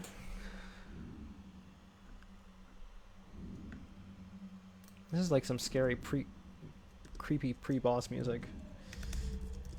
Private set lazy var close button.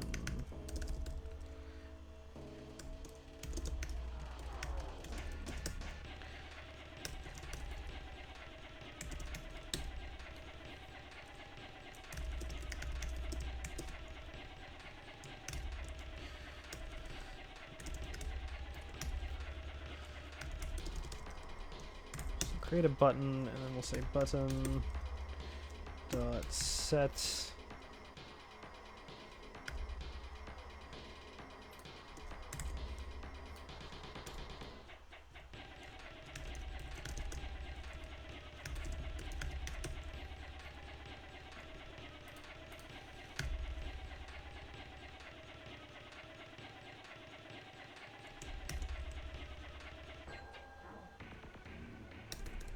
Come on. Xcode. Oh. My fault.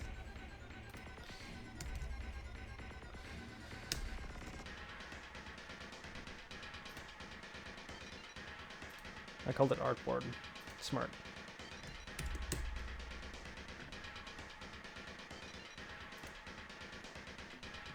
Certainly naming it something as vague as X is never going to come bite me in the butt later on.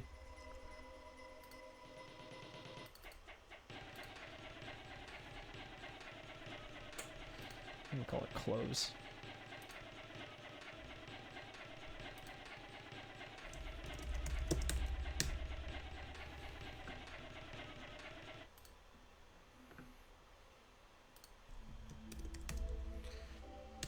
Close for control state normal.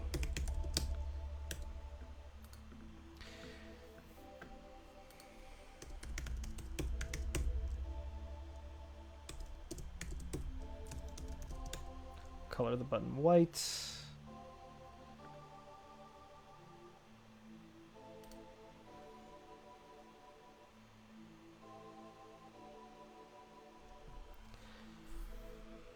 And we'll need to modify that asset to make it tintable.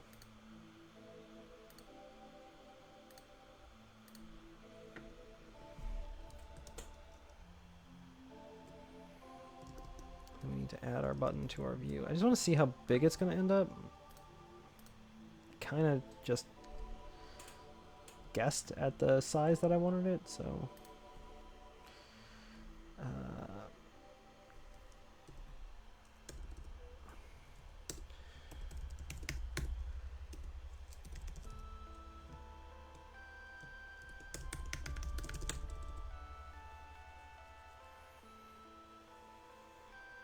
we called it close button, right?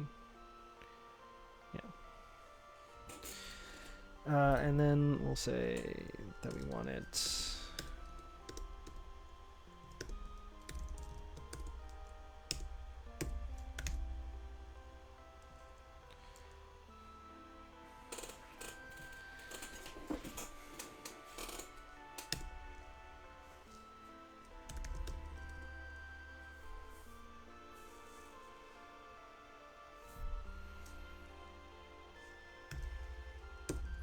I guess let's just see. We'll put it like in the upper left.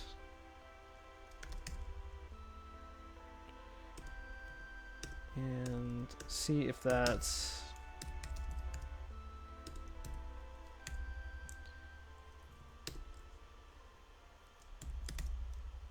Is that like signaling that we're at the end of Secret of Mana music as well? We've still got a little bit. Still a little bit to go.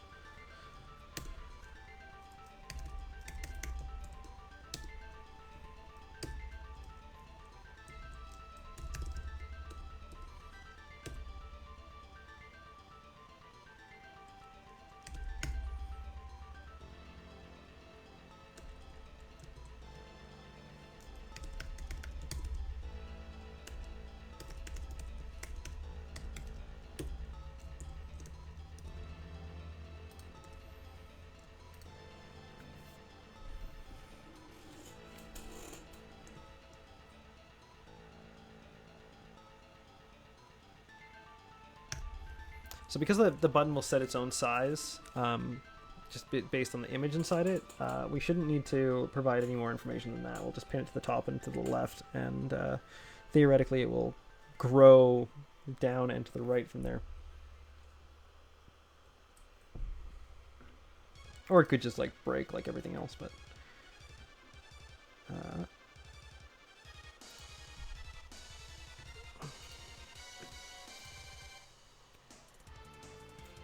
I don't see a button at all. Did I forget to? Yeah, I did.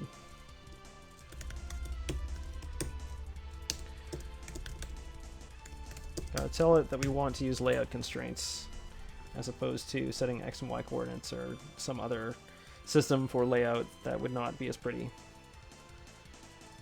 Though theoretically that actually should have shown up in the upper left corner anyway as a result of that, so maybe something else is wrong. Nope, there it is. It's a little big. Yeah, probably should have just done 24 by 24.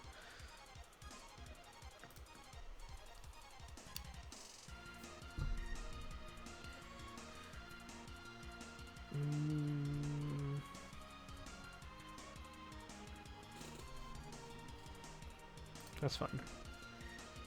We can...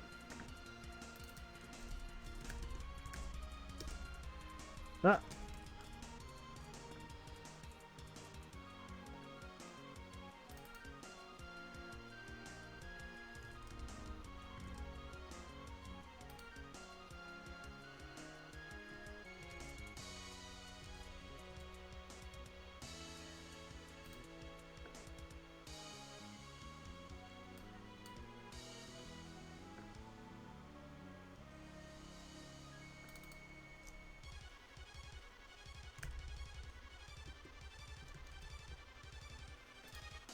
How do I resize an artboard and also its contents? I'm not sure. Whatever. So this should be 18 by 18, I guess. With a...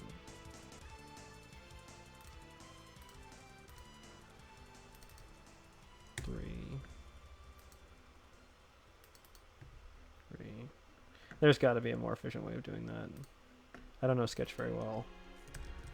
Most of my job vis-a-vis Sketch is to look at what other people do in it and interpret it correctly.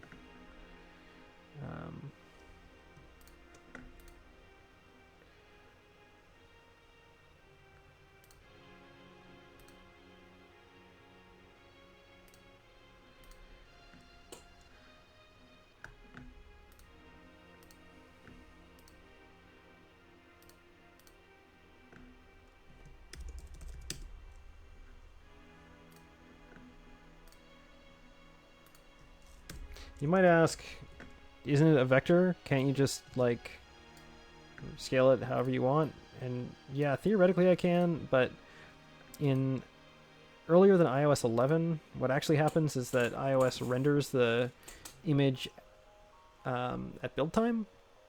Maybe not at build time.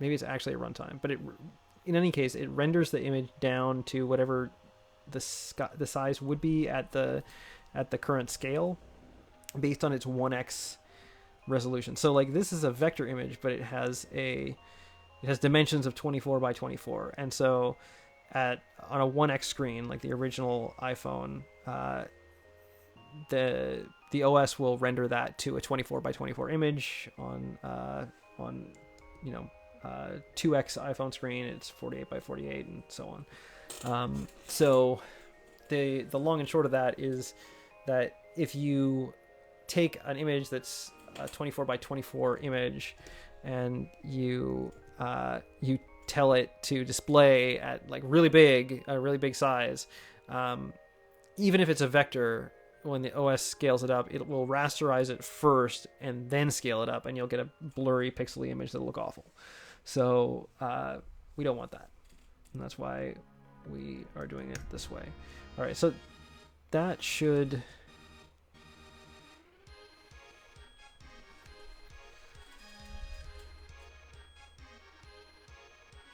that should just work.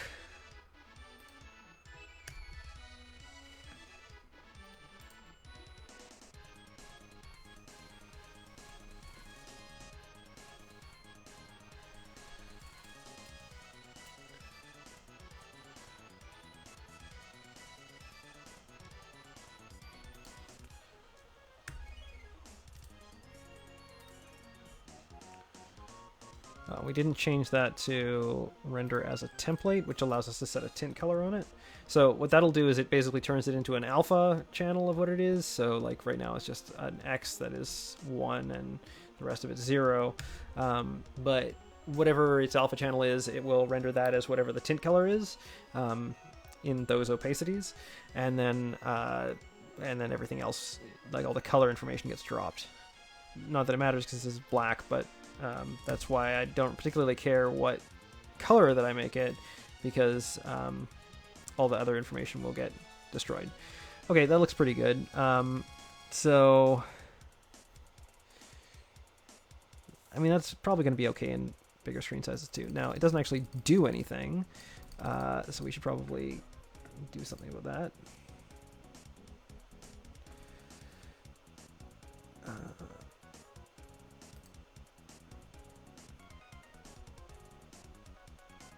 You've seen this before, right? Yeah, we've done this before.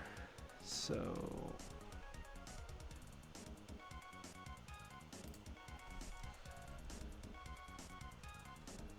Nope.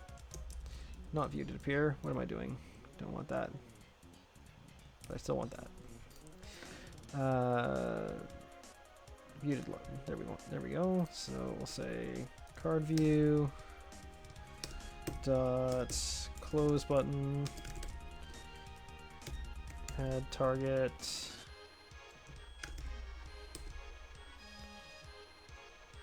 We already had a close action, didn't we? Dismiss card. How verbose. No, sorry, target is self. The action is the selector.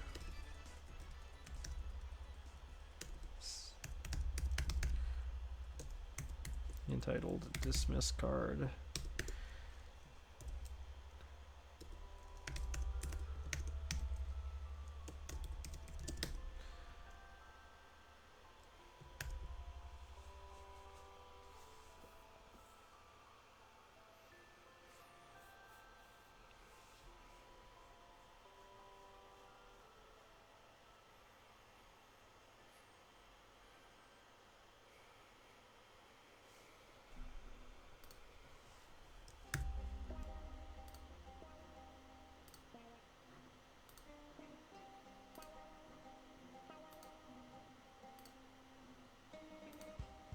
Great. That's a drastic improvement. All right, so that doesn't look awful anymore, and these look pretty good. Let's now improve that transition so that it shows up in the way that we kind of want it to. So what we want is not to have this big black screen fly up above the cards. We want that transition to make sense. So what I'll do is commit my changes.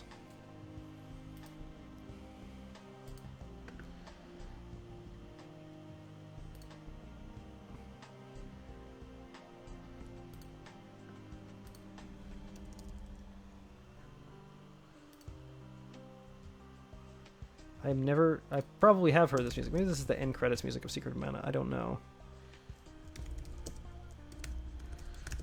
To card view. Okay. So I guess now let's quickly organize our card images into a group.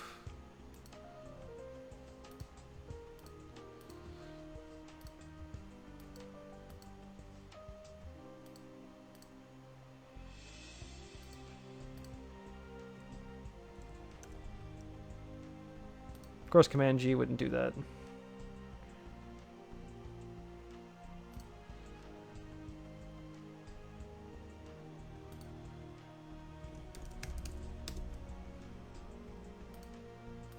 Just to keep them out of the way, because like we're more likely to use these images for something as opposed to these ones.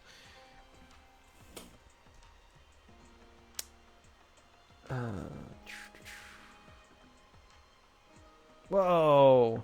Hello.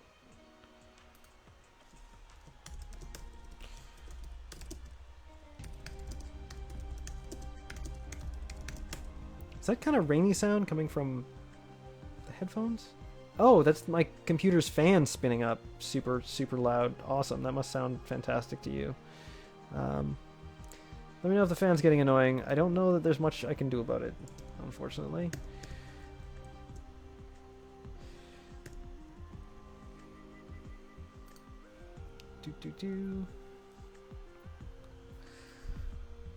Okay.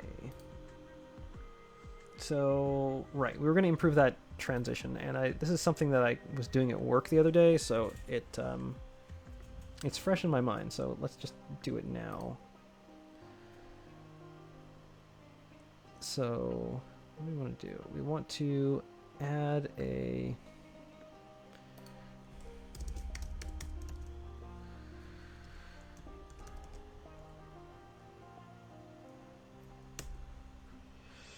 So I'll add this as the transitioning delegate for itself.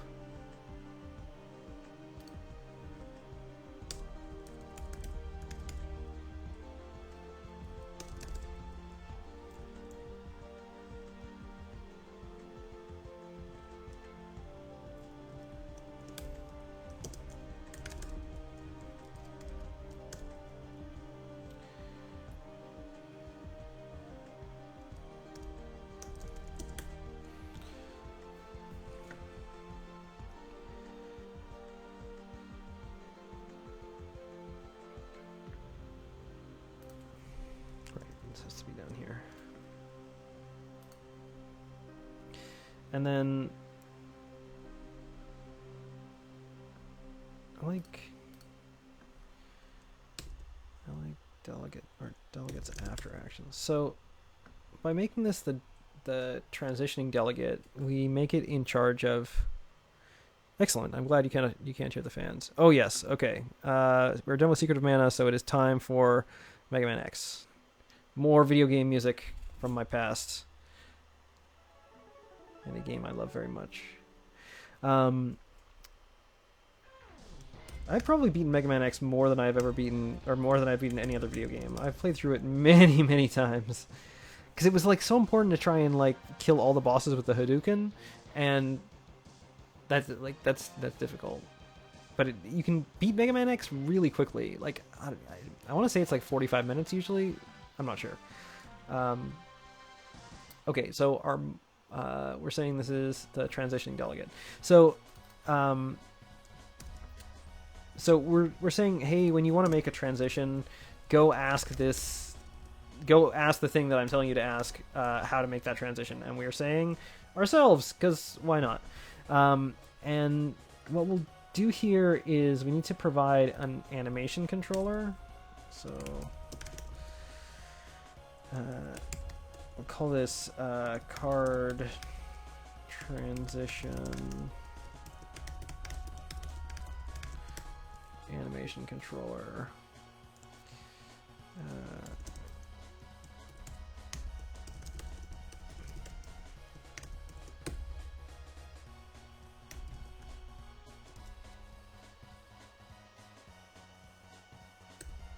Oh, animation coordinator, not controller.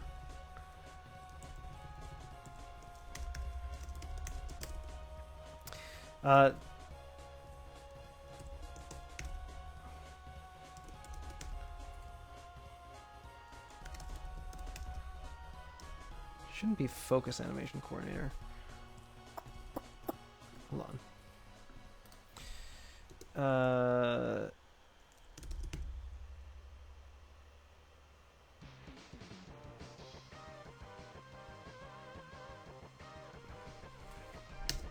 Okay, so that's the method that we want to do. UI view controller animated transitioning.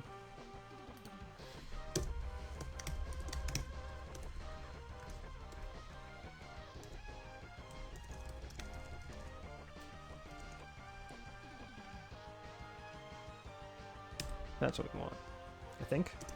I think that's it. I think that's the protocol we need to implement, and then it should yell at us for not implementing the methods that we need to. So Yeah, those are the methods we want. So what this does is it's going to give us instructions on what the it's going to give instructions to whatever calls on it, which is going to be this class, to tell it how to animate its transition into being a thing, like into its existence. So, like here, we're gonna provide this. It is a controller.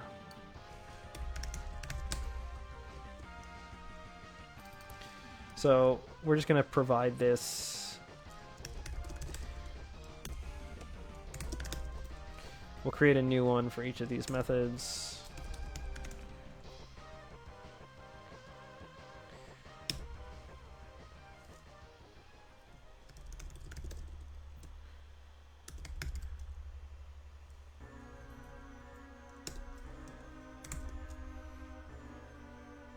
And then this will define what our animations look like.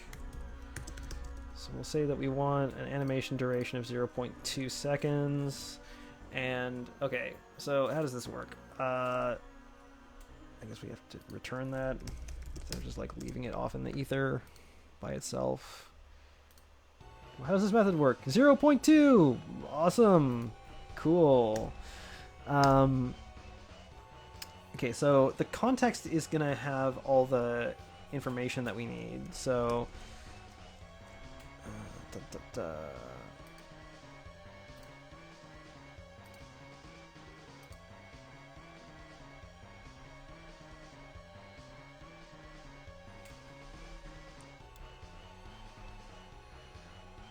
So this is what we want. So we need basically the to view controller and the from view controller.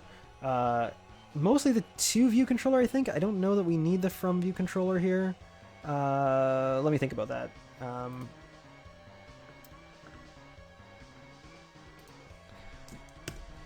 So let's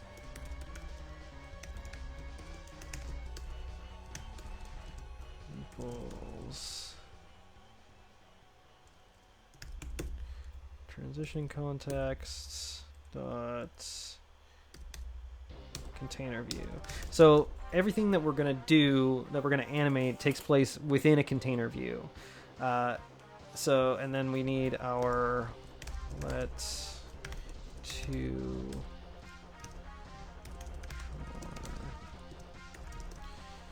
equal transition context. Probably just need the view. We don't need the view controller for anything. So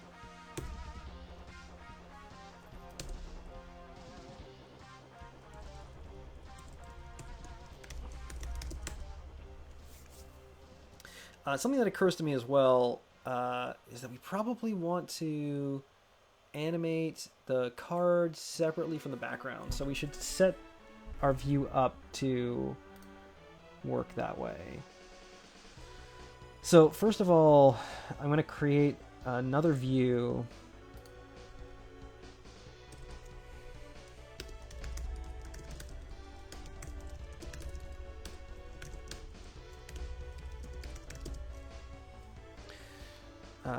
And this is going to be mask view.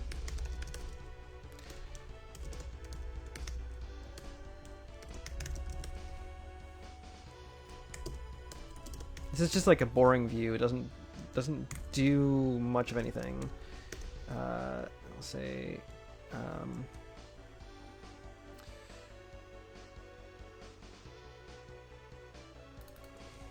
lazy var mask view. There we go. Let view equals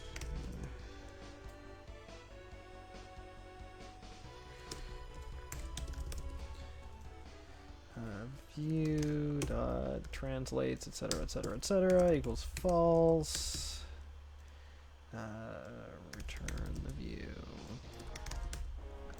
and then what do we set the background color to?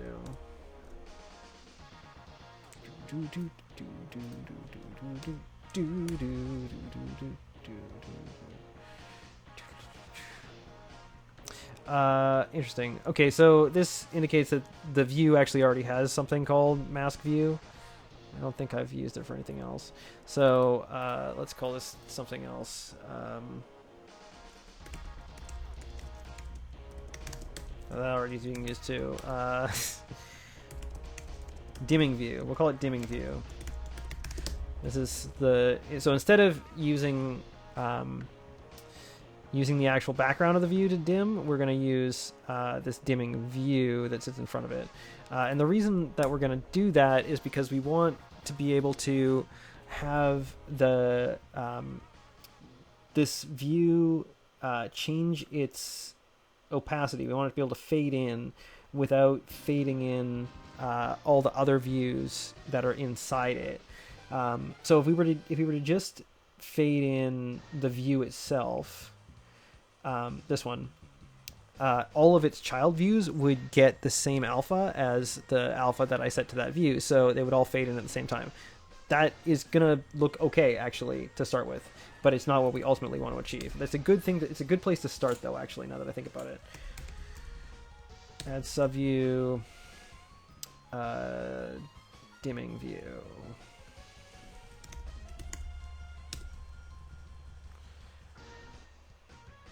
So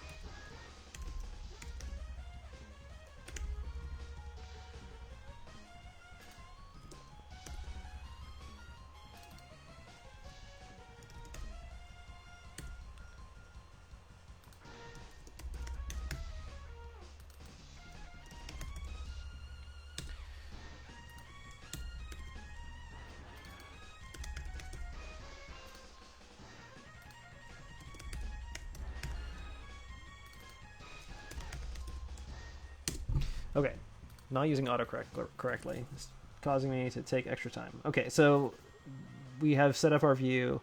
Now, this view right now is sibling views with these other views. Like, the way that we've set this up, the label is a child view of the image view. The image view is a child view of this view. The dimming view, we're going to add the close button to it.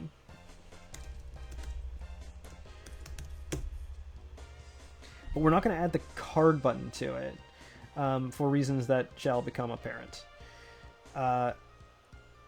Okay, so that seems pretty good. So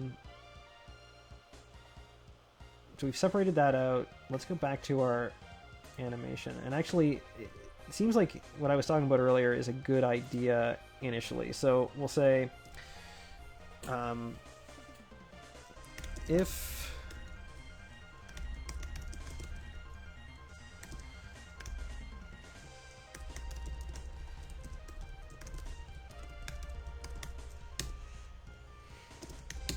So if the view that we're transitioning to is the card view, we will run the this animation. Otherwise, we know that it's the other one, because those are the only cases that we're passing to this controller, so we will do that animation in reverse. So oh, and of course,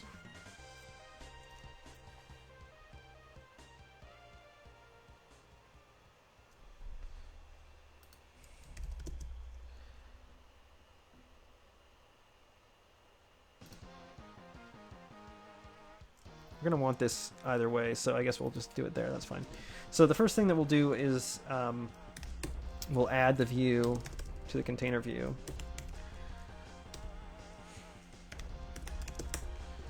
Right, because we want it there. I guess before we add it, we should probably, we'll say toView dot dimming view dot alpha. This should cover everything inside the dimming view, I think. Equals 0. So then we'll set its alpha to 0 so that it's completely transparent. We'll add it to the view, and then we'll say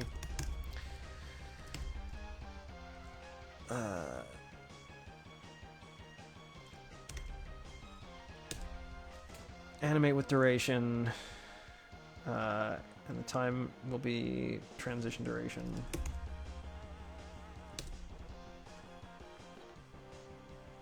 Transition context.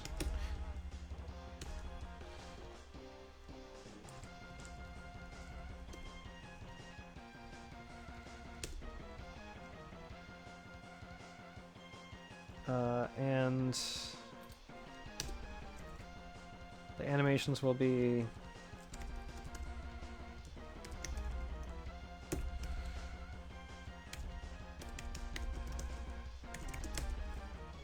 to increase the alpha to 1, and then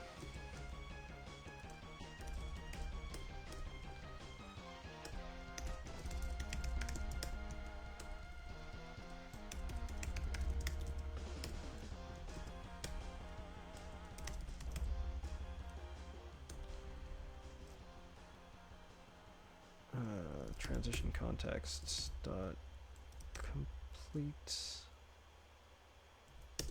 transition.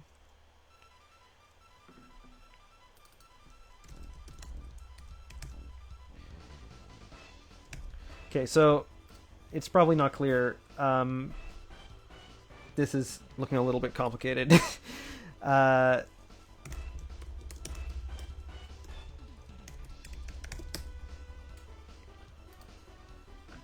So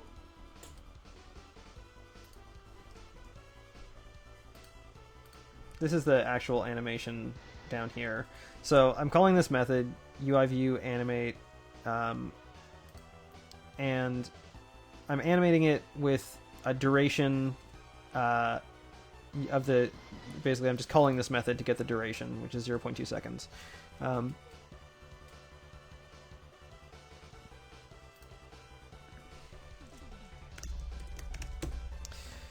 And then I'm providing animations for it. The only animation that I'm providing is that I want the dimming view to hit an alpha of 1. So that is basically that. I can set this up with the like old, not old syntax, but the like more clear syntax. So that's my animations, and then I'm providing a completion handler, and the completion handler is just there to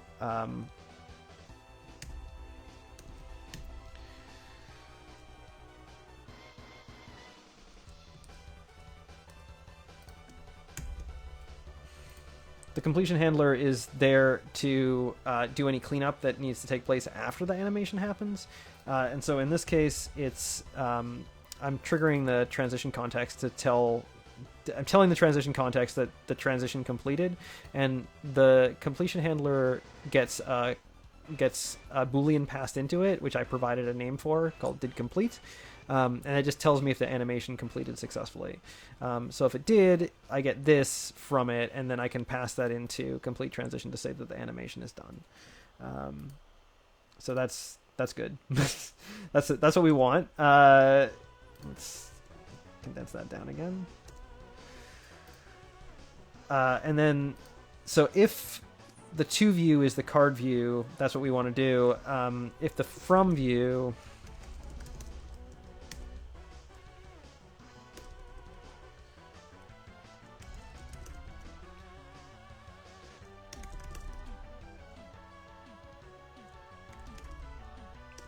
I guess we can just, this doesn't need to be an else because they should be mutually exclusive. So if let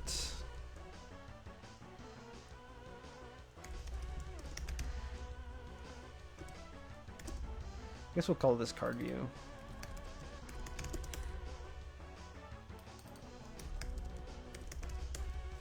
For clarity.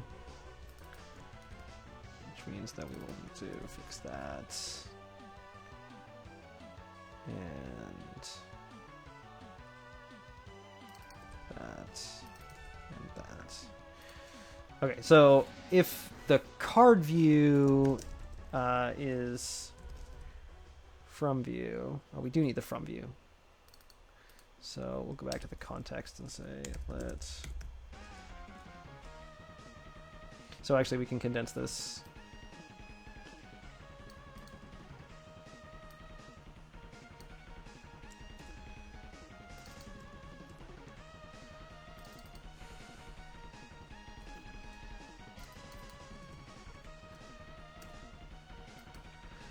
So if the card view is transition contexts view for key from,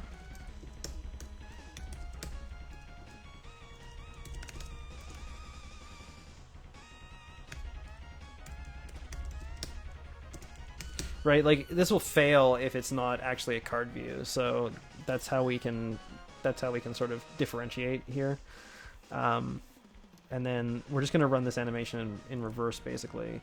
So we'll say, we'll do this setup just in case, but it should not be required.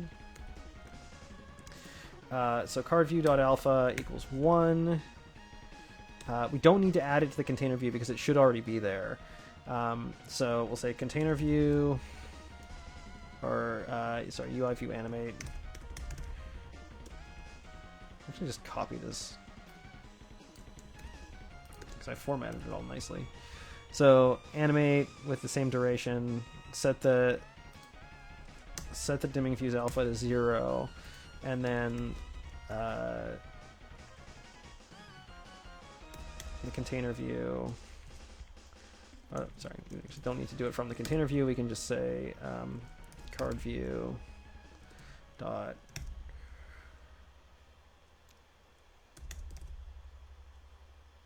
remove from super view. Okay, so that should be it. So we, after all that setup, now we get to go and see if what we did actually works or if it fails like a failure. So just make sure that we're passing card transitioning animation controller to in both of those cases. We have ourselves set up as the delegate. No, did we set ourselves as the delegate?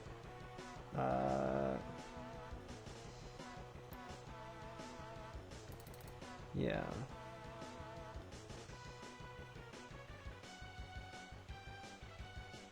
Okay. Well, there's no time like the present. So what we're expecting to see here, or what we're hoping to see, is a fade-in animation. As opposed to the previous...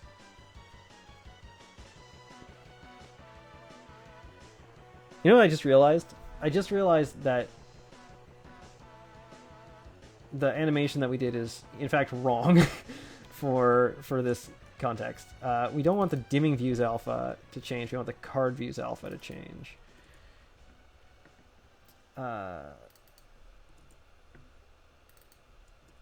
Like that. We want the whole view, because remember, I didn't add the card itself to the dimming view. I only added the close button to the dimming view, because I'm thinking 30 steps ahead, apparently. Okay. So is it going to fade in? Yes, it is! Hooray! It worked exactly like we wanted it to. No. Okay. Do we dare to get fancier?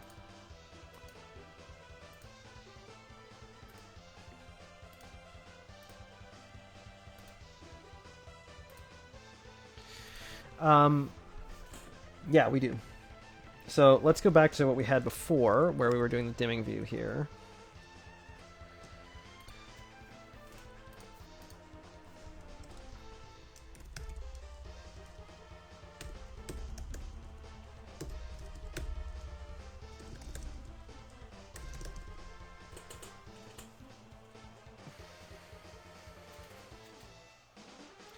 Card view.transform.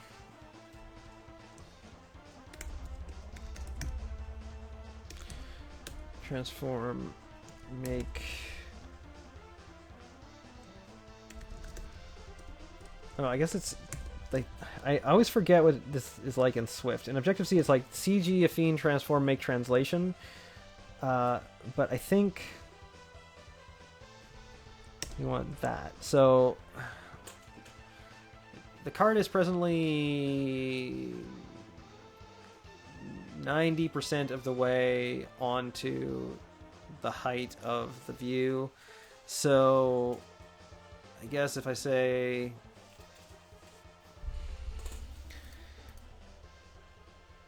just a second, let's get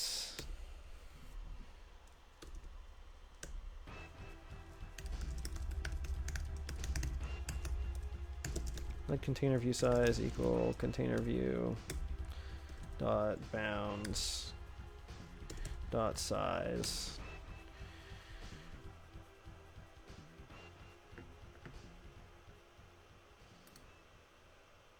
Okay, so it's translation X.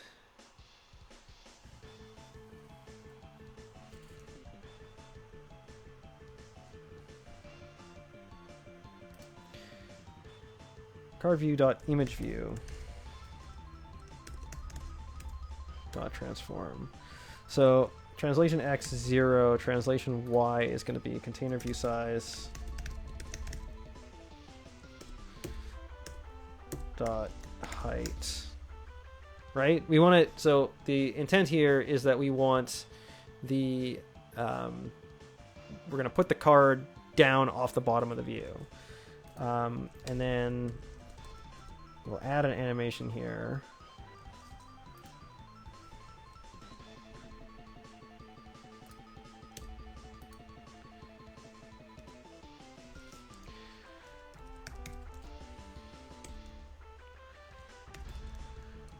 View dot transform equals. Can I just say 0? Is that allowed? No, of course it's not.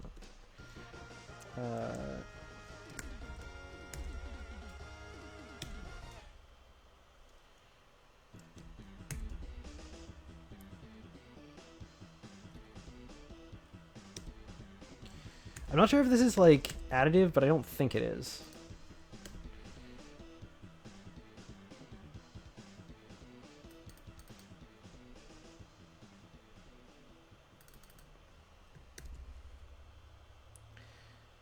And then let's do the opposite here. I think we can assume that the translation is not set to anything here, so I should probably turn notifications off. I think I mentioned before I'm trying to get off Facebook, but I have not had the time yet to make that transition. Speaking of transitions, because I got a lot of people whose contact information I need to actually like get in real life as opposed to on Facebook. So that makes sense, right? That's going in reverse. I think so. I should probably just set this as part of my setup.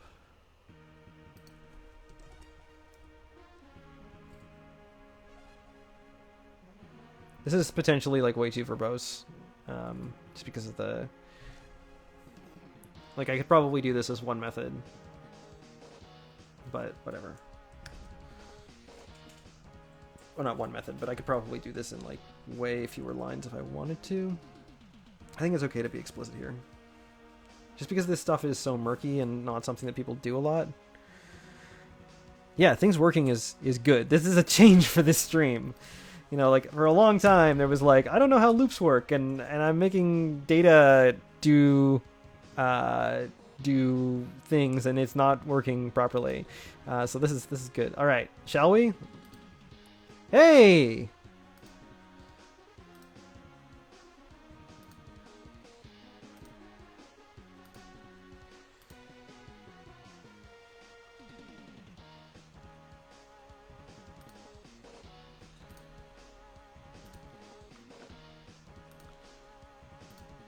Okay, that looks kind of... It looks good, but it looks kind of worse than I'd hoped. So...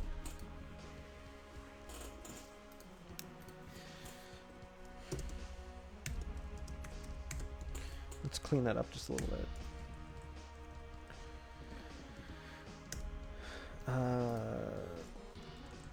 Let's call this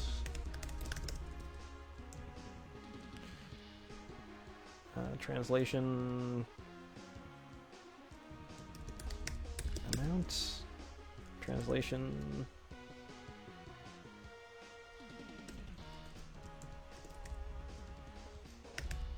value? I don't know.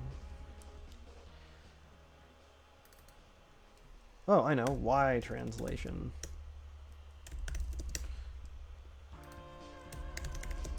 Height times 0.9. So, like, we know that the card is 80% at the height of the card view, and that's of the size of the screen. So it's 80% the height of the container view, which means that from the top of the card to from the top of the card to the bottom of the screen should be 90% that size. So we can like make some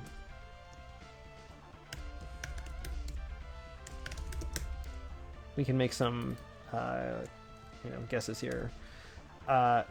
What we're trying to achieve here now is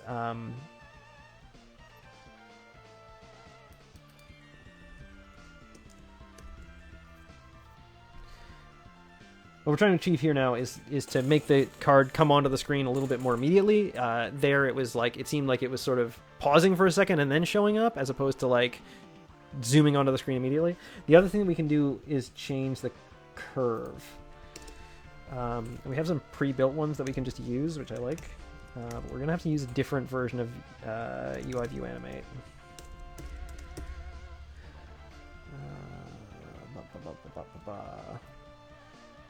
Not keyframes. We don't want that. We don't want spring dynamics, as fun as that is.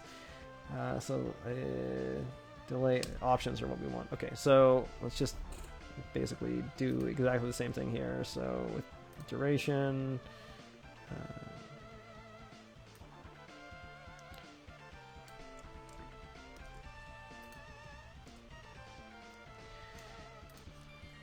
delay 0. This is where we want curve.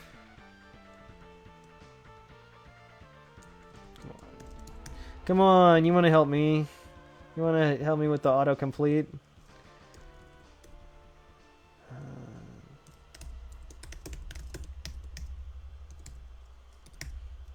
I thought so. Except for we want curvies out.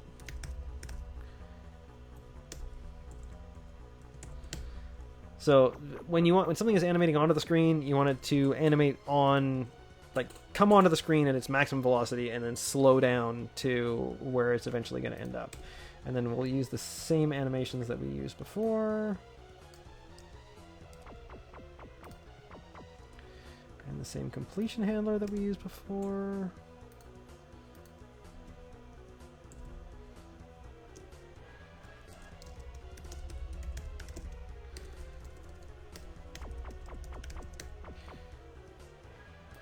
If we don't call this, then our view becomes like non-interactive, and it's really scary because you're like, my transition worked, and then you can't do anything on your view, and you're like, oh no, I broke it.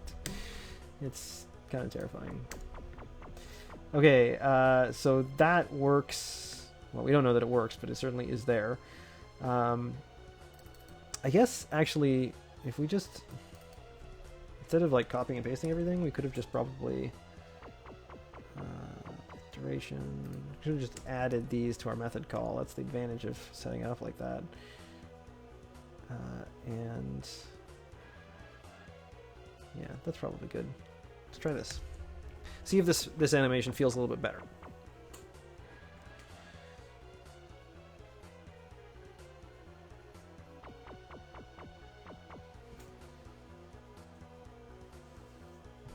Some sweet Sigma music.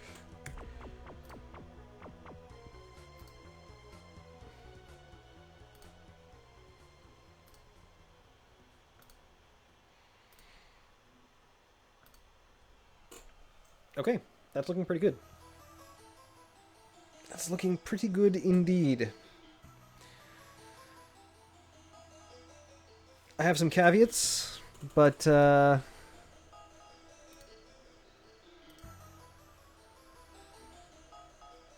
but it's like definitely like 1,000% better than it was looking, at the beginning of the day today.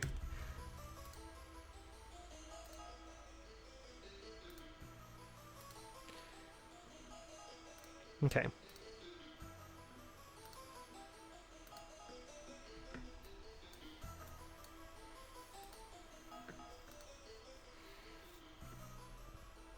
I think that definitely we're gonna work on a better transition. So what I would like to actually have is our animation, but it's fine for now. But we'll come back to this in a bit, in a later stream. What I would like is to have this card view then animate back to line up with this. But we'll get there. We'll get there.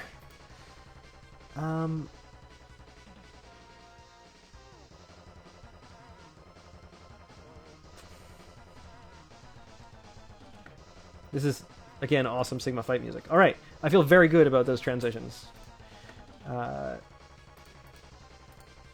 is not stuff that you're going to see in in typical iOS work. You are not doing a lot of like custom transitions and things like that. A lot of the stuff that you're doing is built in, like navigation controllers and whatever. So that's always fun to do. Add.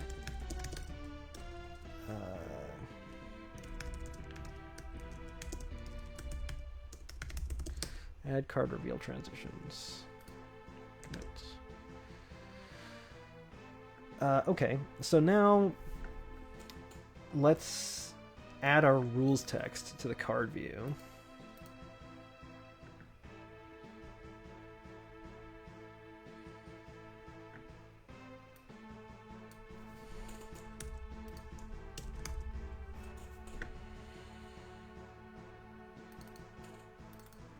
So I'll rename the label to, what do I want to call it? Title label.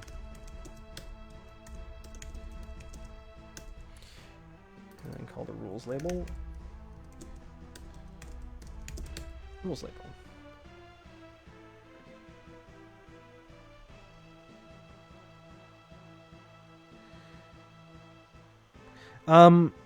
So task project management stuff that we use at work is Jira, like a lot of software companies. XHRES. Is that how it's pronounced? I'm not sure. I'm always so nervous about pronouncing people's Twitch names. Or Ziras. In any case, we use Jira at work. It's very expensive. It used to look horrible, but it looks a lot nicer now. They bought Trello recently, and like for just personal projects, I would definitely just use Trello. It gives you swim lanes. I was actually thinking of like making a Trello board for this project, so I could like lay out all the different things that need to be done and like move them from column to column. In addition to like doing all my Git management stuff, it's probably a good idea. I've been sort of, I guess, last week we finished everything I was going to finish like with an hour left to go. So I was like, hey, like, let's just do something more ambitious, and started working on collection views and things like that. And that's why I've been kind of like, it's kind of fun to shoot from the hip and just do whatever strikes me at the time. I know roughly what needs to go into the project, but at the same time, I realize not everyone does. It reminds me, actually, I had a list of things that card view shows images, so that's done, and then that's done, and that's done. I remember the other thing I was going to put on the settings screen. Right now, this is my task management tool. But, yeah, it's definitely... Trello is enough for most people most of the time for just managing personal projects. And I'm very bad with task management anyway. For personal task management, I have used a few things. I can't remember the name of the one that I'm presently using, which probably is indicative of the fact that I haven't actually checked it in a long time.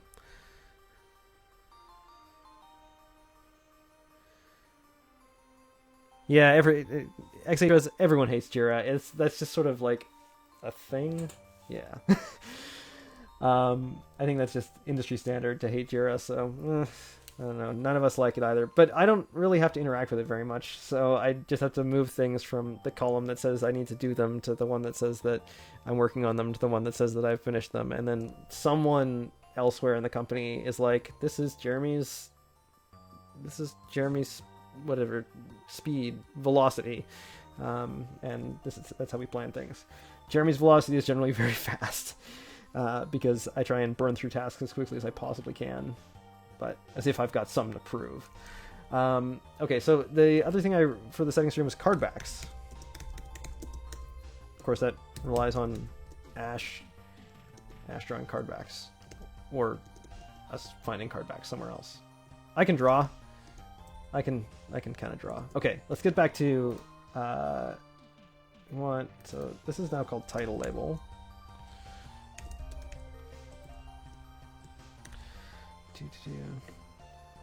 We used to at work use a project management tool called Flow, but that's because we created it, and then we sold it to another company. Well, it spun out as its own company. We didn't sell it to another company, but we haven't used Flow so much.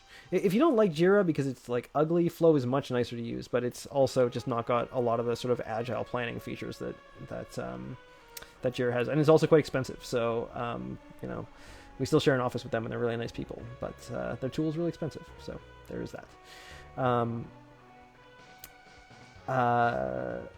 The rules label. I was going to add the rules label. It should not have a centered text alignment. Leading. Not left. Never left. Oh, it has no number.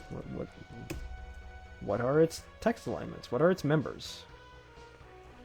Come on. Come on. Can't you give me... That's what we want. Which means that we just don't set it, right? Because it's natural by default, of course. No background color, but we will set a text color.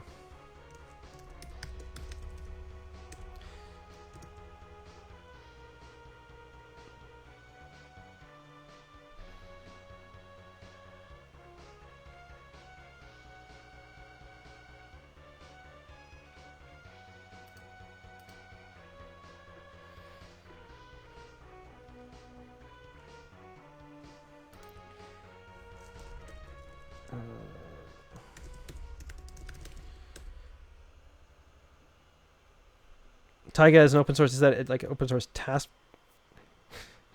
I don't know. Automod Rock Butcher was like, he's trying to sell something. Oh my gosh, I've got Automod turned on like really high, just as a warning. So because I have no moderators, so do what you gotta, and I'm gonna let the computers take the wheel on that one. Rules label, trying to add this. Keep getting distracted. That's good. It's good to chat. So we'll put this. We'll basically give this the same constraints as the title label, which is only pinned to the bottom.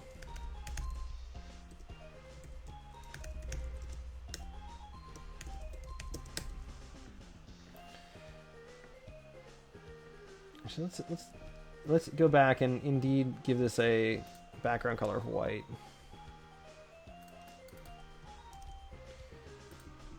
And text color black, because otherwise you won't be able to see it right now. And we'll make this look prettier later.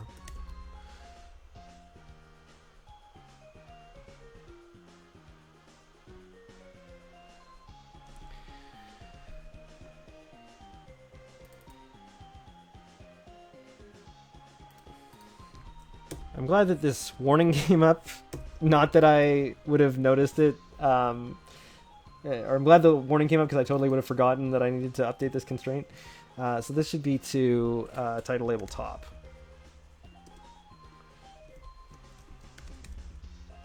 This is another situation where we're getting close to 10 o'clock, and so my sign-off time is pretty concrete. But we're gonna so this is going to look ugly when we sign off. Is basically what I'm saying, but that's fine. No, stop YouTube. I don't want you to play. How do I stop you from playing the next thing? It's just the Super Metroid soundtrack. That's fine. That is okay. That is a great place to start with next time.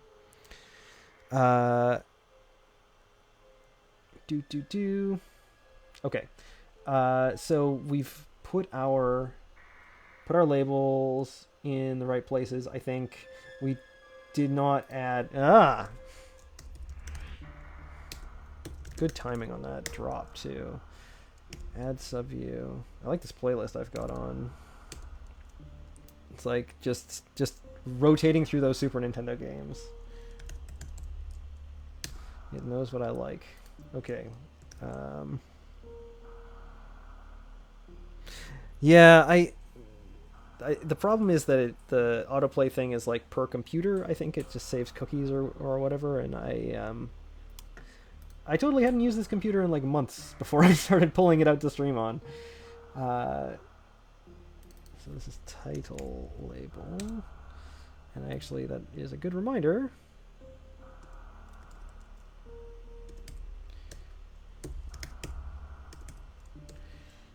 Text.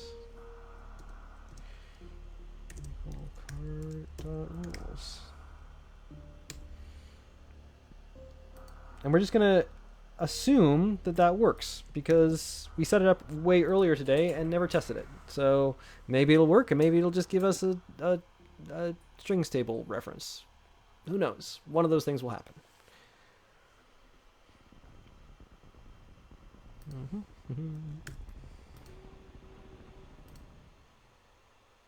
Okay, this is working perfectly, except for one thing.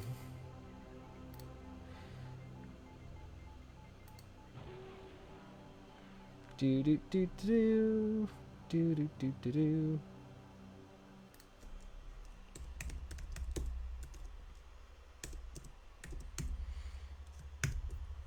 We want to give it infinite lines. As many lines as it needs to display its text. Do do do do do. Go. Okay. So I'm noticing two things here.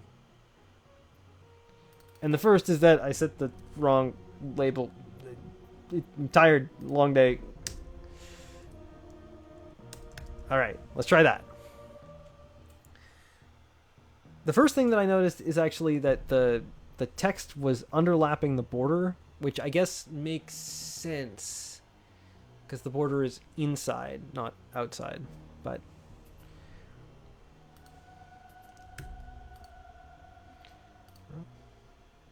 nice.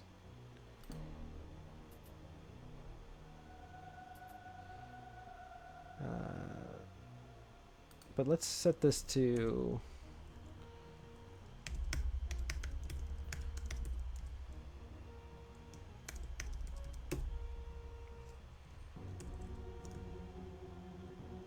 oh, I see. Yeah, that's okay, we'll just let it look trashy for now, because we're gonna change it later anyway. So I'm not gonna touch it. We'll just leave it how it is for the moment. I am happy. I'm happy with this. Wow. Okay, that is another stream in the can, and we did a lot. Like this app is looking definitely like not ready for release yet. But it has come so far, and I just want a picture. Please just give me a picture. It has come so far in the last few weeks.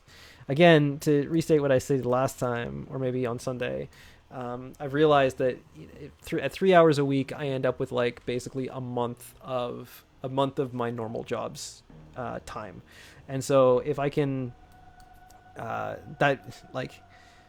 put a lot of time in at work and I get a lot done. So if I can get as much as I get done in a month, that's very encouraging.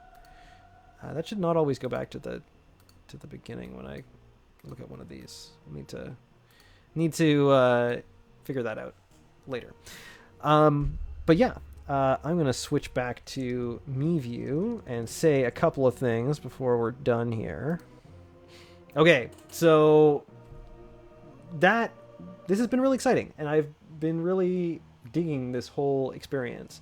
I started this as a New Year's resolution at the beginning of January, and I was like, I don't know if I'll be able to stick to it, but it seems like not only am I actually able to stick to it, I am enjoying doing it rather a lot. And so like I spent like after I finished the stream last Sunday, I was like, okay, when do I get to work on the Deck of Many Things again? So yeah, that's really good. And that feels really good. And it is also nice to get to work on my personal projects. So I think because of the extra bonus streams that we have done over the last couple of weeks, I should be getting an affiliates promotion, which is cool. So I will be making an emote to go along with that. I don't know exactly how all this Twitchy stuff works, but I do know that I get to make an emote. So I will probably make an emote of this duck because I like it. His name is Buffer the duck. So yeah, that's exciting. And I will update my Twitch page accordingly when all that happens. I don't know what is going to happen, but it certainly is interesting. And yeah, thank you for joining me so much. It's been cool doing this in public. And yeah, I will be back next Friday, if not sooner. I told Ash to help encourage her with the art that I would start sending her alphas of the app. And so I need to get that whole thing set up, which I was just going to do through test flight. So it's not a super pro thing, but I might have to do a few things. So when I set that up, I probably am not going to set that up on a normal Friday stream because it'll take time and not actually involve development of the app. Yeah, I might have a bonus stream at some point that will be basically setting up the app on iTunes Connect. At least as much of that as I can do without like revealing a bunch of personal information, which I think I don't think there's anything in the iTunes Connect backend that is going to be compromising, but you never know. I won't save a VOD if it is bad. Anyway, yeah. All right, I've been thinking about like the donate button or whatnot. Certainly being an affiliate will allow people to sub if they want to. It's something that I'm going to ponder over the next week or so. Because on one hand, I'm like, mostly the point here is to encourage me to release the apps, and sort of the donate button is buying apps that come out if you want to do that. But at the same time, if the ability to buy a new laptop to make this whole thing work better would be good. So we can work on that idea as well. There's something there. All right. You guys have a good night, and I will see you next week, if not sooner. Have a good one, and yeah. We will be back next Friday for more app fun.